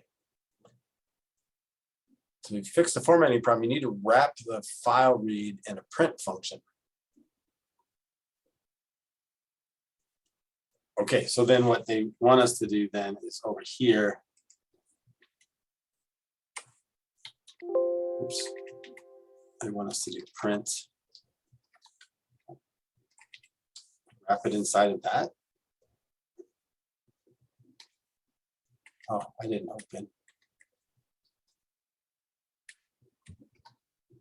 All right, so there. So the read doesn't take out the formatting, or doesn't, yeah, properly use the formatting. Print uses the proper formatting. They should have just taught us how to put commas. So just have a comma delimited file. Where's that part? All right, so now we can see our data, right? I've recorded, right? And I've got it in a format that's easy to read versus, right, this meshy mess up here or this crazy mess up here, right? And I can record multiple recordings into the same file. That's awesome. All right. Well, this is where they talked about the file storage. So if the data logger reading at 9 bytes per reading, right? Every 10 seconds, you would be able to last about 18 days. If you read every minute instead, you could run for 111 days, and you read once an hour, right? You could keep logs, this 9 byte log for 1, 2, 3, 4, 5, 6, 7, 8. We only have 8 here, but Corey, I have a quick question for you. So if somebody takes like some of these labs and like reprint them on like a Word file, kind of a step by step, you know how the students sometimes they can Sure. get lost in this text right there. Would that be like a copyright violation, or you have to No, get some? no. If you go, and the reason I say no is everything that Raspberry does normally has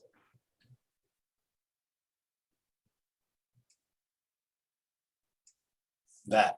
So Okay. all of their stuff is Creative Commons, meaning you can take it and you can rework it. You can add your own pictures. You can change the code. You can change whatever, as long as you say the original came from Raspberry Pi. Okay.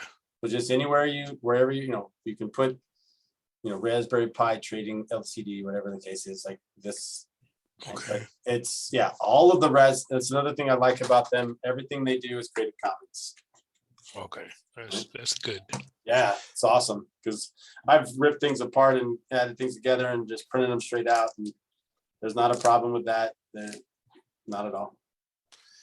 Yeah, because if you notice these chapters, they have multiple labs. And then if you ask the student Right. to go and do chapter 8, they Yeah. don't know where in chapter 8 are we going to start. But if you put like lab number 1, step by step, this is how you're supposed to put, this is the output. And then, you know, that way it will be a little bit more easy to follow for the students. Exactly. Yeah, I think like chapter 8's a prime example. There was 3, like we could do a potentiometer lab, a temperature sensor lab, and a PWM lab. And then you could even add like a challenge on each of those. Like that's kind of how I'm been doing mine, is like, here's the basic to show you how to do it. And then I'm going to add a challenge of some sort. Now do this with what you just did, or take this project and project 7 from chapter 3 and like, you know, and right. So they would like combine things and like, and didn't, there's a little, not a lot, like just a little stretch, like a little stretch past what the book says. Cause right, most students can read through instructions and type code. Exactly. That's good. Half That's of really them, half of them don't even bother to figure out what the code is doing. They just type it, right? I'm just going to type it. I hope it works. And then if it doesn't work, they freak out, right? Right. Exactly. The ones that, you know, that email you at, you know, 10 o'clock on the day it's due, right? I can't figure this out. And like, it's like a variable that was misspelled, like we talked about earlier. Like you misspelled potentiometer, and, you know, why is that something that doesn't get, you know, anyway. So my hope would be, I agree with you, like that chapter you could break into 3 independent labs. So each one is a tiny little piece. I'm really big. I like the micro learning, as much as, you know, we do all these labs together and we take 3 hours a time to do them. But where a student can do like one little lab and get it done in 10, 15, 20 minutes, right? And then they can set aside and go do something else and then come back to the next one, instead of having to sit for 3 hours to go through all of those things, right? They can get that one little piece done. I really like that idea too, right? So instead of saying chapter 8, do all of chapter 8 and spend an hour doing chapter 8, like here's 3 labs, you're going to spend 10 to 20 minutes on each one of them individually. And you can do them in any sequence. So anyways, yeah, I agree with you. And with and one of the reasons why I like using Raspberry stuff, most of the time it's pretty spot on, like as far as like the code and everything like that. More often than others, right? Is, you know, and nothing can be perfect, but they're pretty on top of it more often than most. And then it is Creative Commons, meaning I can take it and, and use it how I please, right? Which I think is totally cool. All right. Yeah, it would be nice if they have like, so since I'm going to make this as a course, you know, if you have like 3 different labs, and each one of them has a different assignment. For example, you do this machine reading, and then you have another assignment. The student need to go through it. Maybe you can just modify the same assignment a little bit and add, you know, make some changes to it, right? And then they should be able to do it on their own, so that, you know, that's what's going to be graded, you know. Right. Agreed. I love it. I like Very it. good, very good. All right, so now we're down to here, file storage. Trying to see what the main is. So what do we got going on here? So file, we already talked about file storage. Like, so if we're only reading, like this is reading 8 bytes of data, it looks like 1, 2, 3, 4, 5, 6, 7, 8 bytes of data. Right. So even if we were doing this every 10 seconds, right, we'd have 18 days of space available on our little Pico there. Okay. And I don't know, hopefully this get to the point where maybe we show us how to push this data or pull this data off of there. I think we can. I don't think it's gonna be very hard to do. In fact, I think if we do. Before you open- close this one, I'm not what closing it. device I was, what device do you have connected to this one? I wasn't there at the beginning of the oh, class. this is the Pico still. We're still running everything on the Pico. Okay, there's So no I'm- additional. No, I'm Plug running in. the Pico and no, we did the potentiometer lesson earlier. Right Uh-huh. now, this particular lab, it's just using an onboard sensor for the core temperature sensor. Right. And we're pushing that data into this text file, right? Which means that I can access the text file, meaning I can export that text file off of the machine at any point. So we were just kind of creating a data logger. So we're pulling data, writing it to a file, and kind of seeing how that works, right? So that's where we're at this point. And we were about to.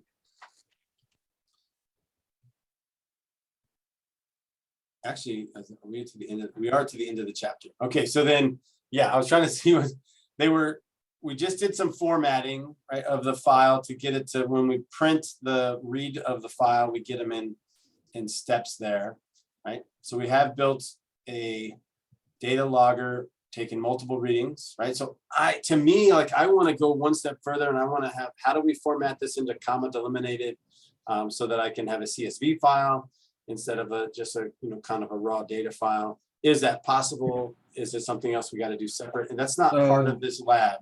If you want to have a comma delimited file, literally all you have to do is replace that \n with a comma.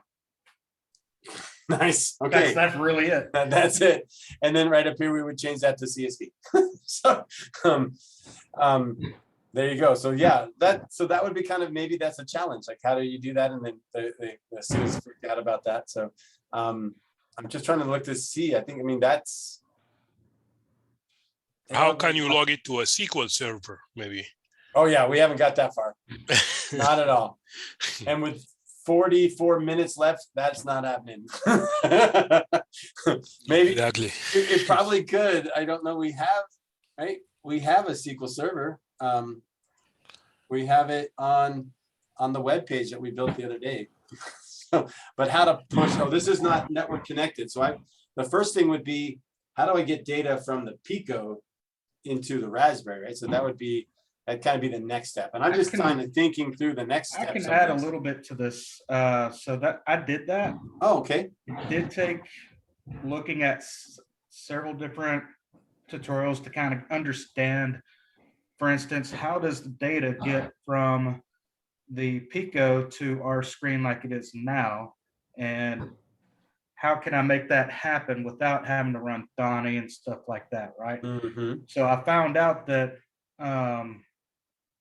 you can have Python running on the Pico automatically by renaming a file to main.py. Don't do this unless you understand how to reverse the process, because the minute you power on the Pico, it's going to run main.py automatically, and Donnie won't connect correctly. Mm-hmm. There's other things you have to do to kind of. So if you wanted this to be, if you wanted this to be like, this device is going to record this temperature or record this sensor data, no matter what's going on, even if I reboot it, that's the only thing it's going to do. Then you rename this main.py. Yeah. So, it takes a little bit of reading to learn how to reverse the process and have like main.py renamed to something else so that you can, get back into a development mode.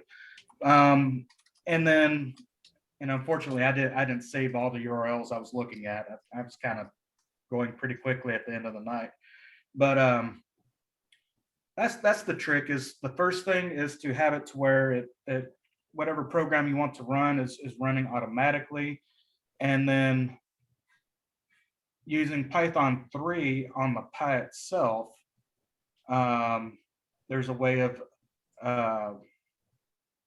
let me load up the program that I have running right now.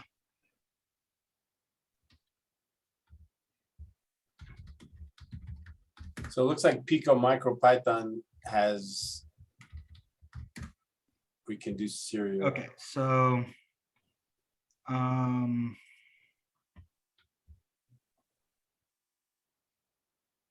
yeah, I basically used a package called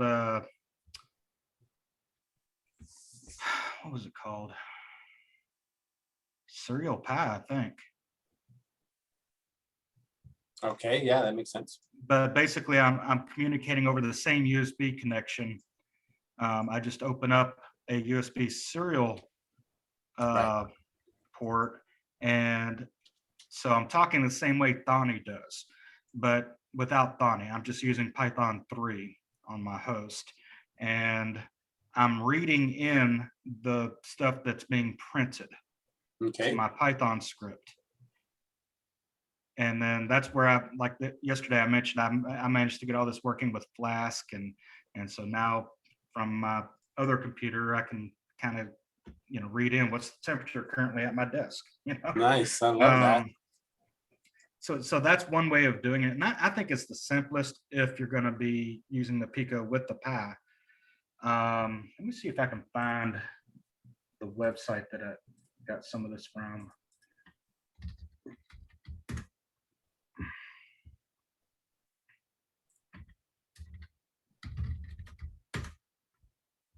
Or Pass Serial. There we go. Pass Serial. Projects. Read serial data with Python.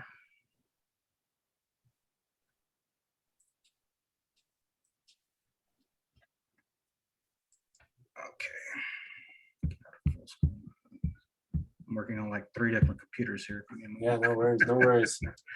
I'm just, yeah, I'm the same. I'm curious because I'm like, I know with the Arduino, right? We can just open up a serial monitor and we can have, well, you would run in the connecting things course. We put the, I can't remember the name of it, but it's we flashed a firmware that it's Python, and it basically pushes the serial to the Raspberry. So on the Raspberry, you run a program that collects the data from the Pico or collects the data from the Arduino.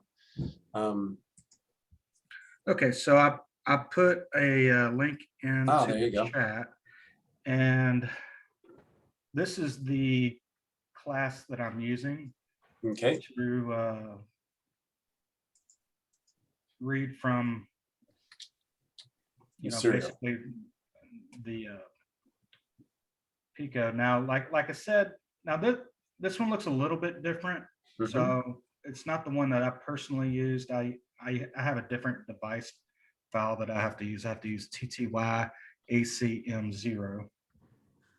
But there's a number of other tutorials out there like this where, yeah, it's basically once that program's running automatically, and remember, it won't work while Thonny's using the same device. Right. I'm basically reading in what's being printed, and then I can do what I want with it from there, right? So I'm like, oh, remember that Flask thing we did, and so I added some HTML around the data, and Nice. yeah. That's awesome. And so if you wanted to log to a SQL server, I'm sure there's a Python SQL driver that would let you do that. You just import, some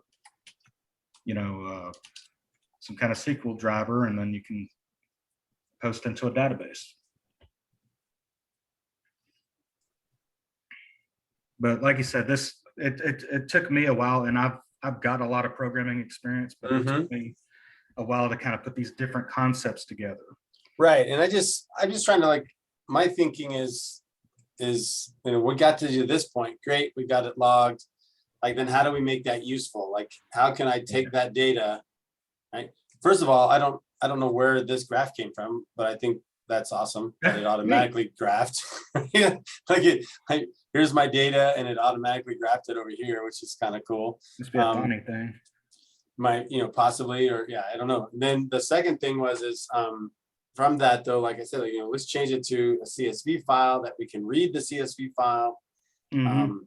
And then, if we're doing that way, then could we, on the Raspberry Pi, could the Raspberry Pi just read the file right off of right? So just have a Yeah, and program that it reads the can file. it can kind of in a more of a production model, Right. because to be able to control the Pico from Python 3 itself without Donnie, uh, Yeah, gotcha. you can't. I think you probably could manually run the program you wanted to from Python 3. I didn't look at that. Right. The way I did it involved actually putting the Pico into a production mode, and that's where it gets pretty complicated, and we just wouldn't have enough time in the time that's left. Oh yeah, no, and I don't expect there to be enough time for that kind of thing, but just my thinking of like, how do we, what's the next pieces of this? Like, this is a great start, right? But then what do we want to do as the follow-up for this? Like, because now that we have that data, like, we want to be able to use that data. Like, it's one thing to have a log file. It's completely different to actually use it, right? So for a future, like, if one thing I was thinking, if I were doing this as a presentation, for maybe a future presentation, you could use another couple of wires, and they got the one wire. I think these are in the appendices of the book too. There's a one wire protocol. Yep. You could probably wire it up for some kind of side channel serial communication to where, okay, we've done this, now we can use these other wires to kind of pull it off. And that's where you can keep Donnie running, because Donnie runs over the USB, right? But use additional wires to kind of serially pull off the data. Cool, I like that. And there's a few tutorials out there for doing something like that. I just didn't personally go that route. No worries. And that's where I love this. Like, we talked,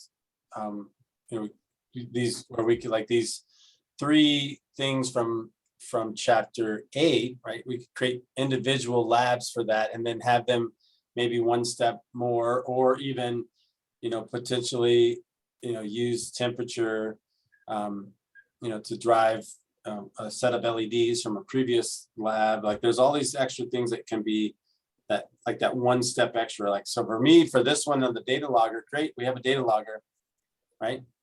This data logger right now is completely useless. We got it, and I love the fact that we can show them how to create files and write to files and things like that. But we want to be able to take that data and move it elsewhere, without having to stop the program, right? Because if you have to stop the program to take the data and then restart the program, like, then you're not actually continuing to record the data. So that's pretty much the trick. You'll need to rename your program to run automatically when the Pico is powered up. Yep. And then you have to create a serial connection to, instead of logging to the file on the Pico itself, basically you print it out like we did before. Right. And then you just have a Python script running on the Pi to capture those outputs. And then you can, on the Pi, log it to a file, or put it to a server, put it to a database, Right. Yeah, because if it's dumped into a database, then you can create an interface where you can actually see that data and maybe visualize the data, and then if the Python program's running in the background, you can set triggers for thresholds, and then if something gets too high or too low, then you can trigger LEDs or buttons. Right, there's all kinds of crazy stuff you can do, and that's kind of the hope here, and the goal is, like, as we see this one little piece, like, we have a 5-minute conversation, and now we have 6 other things that we could do with it. Anyways, cool, I love it. All right. Can I share something with you? Yes, please. Would you mind? Can I share my screen? Yeah, let me stop sharing. I can show you here what I. There we go. So I started. Let's see. Are you seeing my screen there? Yes, sir. All Yeah. right. I love it. Yeah. So I started this. I mean, I used the the Jupyter notebooks, Mhm. and eventually I got to this. This is this was the last lab. So we combined a bunch of things all together, and really that's what it is. Here's the circuit there. There's pretty much this is a water sensor. Okay. It's kind of hard to, I don't know if it's gonna pick up anything because let's see. And it's really not, yeah, it did pick up picked up something your now. There's a intruder. water detection there, yeah. Oh, yes, and there's a PIR sensor, Yeah. so so now we have, yeah, there's an intruder there, so yeah. And what else? There is a tank capacity here that's kind of like measuring how much water is in a tank Okay. using Is that like a dehumidifier? no, it is nothing more than a ultrasonic, No, like what do you, the tank capacity? Because it is really measuring the distance. So the Okay. idea would be this. I can show you what it is. Where is my lab? Here we go. This is the lab. because this looks like you could easily be like you could create like a server room monitoring. Right. So based the on idea what with you're the, doing. yeah, you use an ultrasonic sensor to kind of measure the water in a tank. Okay, So yeah, okay, yeah, yeah. simple things like this. And I thought, I did like, at a fruit, of course, you have a limit to how much data you can send, those kind Sure. of things, how fast it is. But, for what we were doing in class, I thought was perfect. Yeah, that looks We were awesome. able to do it. So if you want to, I'll be more than glad to share the Jupyter notebooks. Yeah, that'd be You great. just have to remember, I did create this using the PL app. Okay, I have not used directly just on a plain Jupyter notebook. all right. But yeah, and it has instruction, it is, I step by step what you do it, with a Jupyter notebook, what you have, how you run it. So That's awesome. so That is awesome. yeah, that was a cool one to do it. I like that, and I think the idea, one of the things I thought about, like, as a project, like to have a project where they actually, the students do build, right, a monitoring system for like a data room or a server closet or whatever, right? Because you always want to know temperature, humidity. You want to know if somebody's in there, like, and that's a practical thing that you could build for pretty inexpensive. Right. Yeah. And you can even add a Pi camera and have stream, you can have them stream video or snap pictures or do whatever. And there's all kinds of things that could be done with that then is not only is it IoT, but it's also practical, system administration. Right. So, Yeah. yeah, that's awesome. That's a Okay. great, I love that. That's totally awesome. Yeah. Cool. All right. So I'll send it to you. I was just fixing some of the images that I just noticed. I embedded the image into the Jupyter notebook instead of just making a link to it. Oh, okay. So I think I fixed them all now, but I'll send to you, then you can post there on the Google, whatever. Yeah, we'll put it on the drive and then everybody can get access to it. And Yep. Awesome. I love it. All right. Cool. Does anybody have anything else? Because I think we are wrapping up. We are at the 12:30 mark on the last day. We just finished chapter 8 and 9, right? So we did some analog components, right? From the Pico, and then we did the data logging. Like I said, I think there's some things I'd want to add to the data logging. But again, we're going to do this the first time. Right, it was my first time using the book. There's some things, especially on the the LCD panel.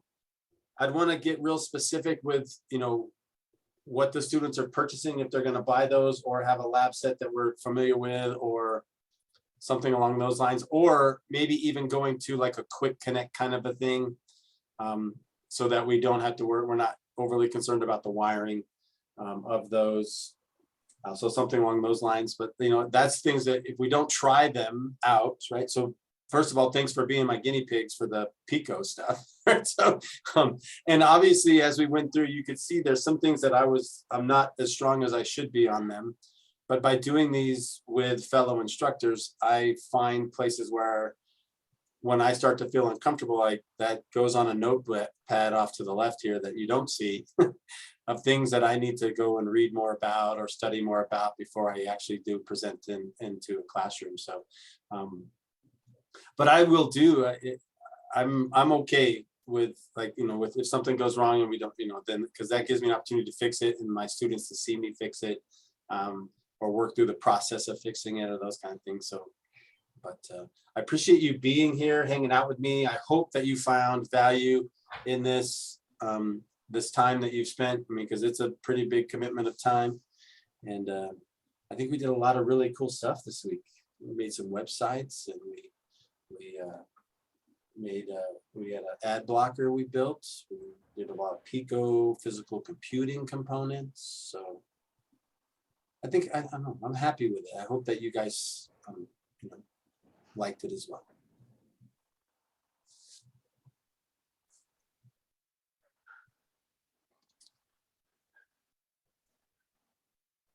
All right, so I'm reading the question. So turn off SSH on the Pi when it's not in use. I think I would, my opinion, it depends. First of all, I would probably leave it on, because the point of it being there is so that you can remotely connect to it whenever you need to. And unless, if you turn it off, then you have to actually log into the box physically. So you can't really run it headless if you don't have some way to communicate with it. What I would say is don't use what we did this week. Don't use Pi and Raspberry as the username and password. Like, change the username to something not default and change the password to something not default, right? Or create users, right? If you have multiple people connecting to that, then that would be that way as well. Then Gary is saying he only plans to use VNC, right? Or a keyboard and monitor, which is also, if that's the only way you're gonna connect, then, right, then there's no need for SSH to be on, okay? But I think if you're not using default usernames and passwords, then leaving either one of those on is okay.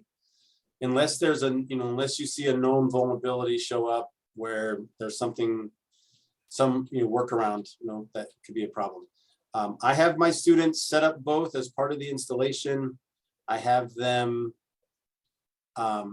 use that throughout the entire semester. And then the way I teach and the way I use my Raspberries, I like to use both utilities. If I can avoid the graphical interface, I'll use SSH.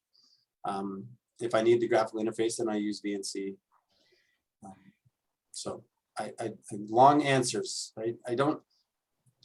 There's so many factors. I think that's one thing that I don't think students understand about IT is there's never a cut and dry, right? It's never yes or no, right? And the only time it's yes or no is when it's on a test, right? So, and even then, if you've taken any kind of CompTIA test, you're always thinking, well, there's 3 other answers that could be here on this list, but they're not there, right? You have to choose the ones that are there, and it's always the best one. 2 of them could work, but you got to choose the best one. I mean, there's, in IT, everything, it depends. Like, what should I do here? Well, I don't know. It depends. It depends on what you want to do. It depends on how much money you want to spend. It depends on, right, the amount of, effort and work that you want to put into it. I know there's all kinds of factors, but I think the simple answer, SSH, you'd be fine leaving it on, as long as you're not using default username and passwords.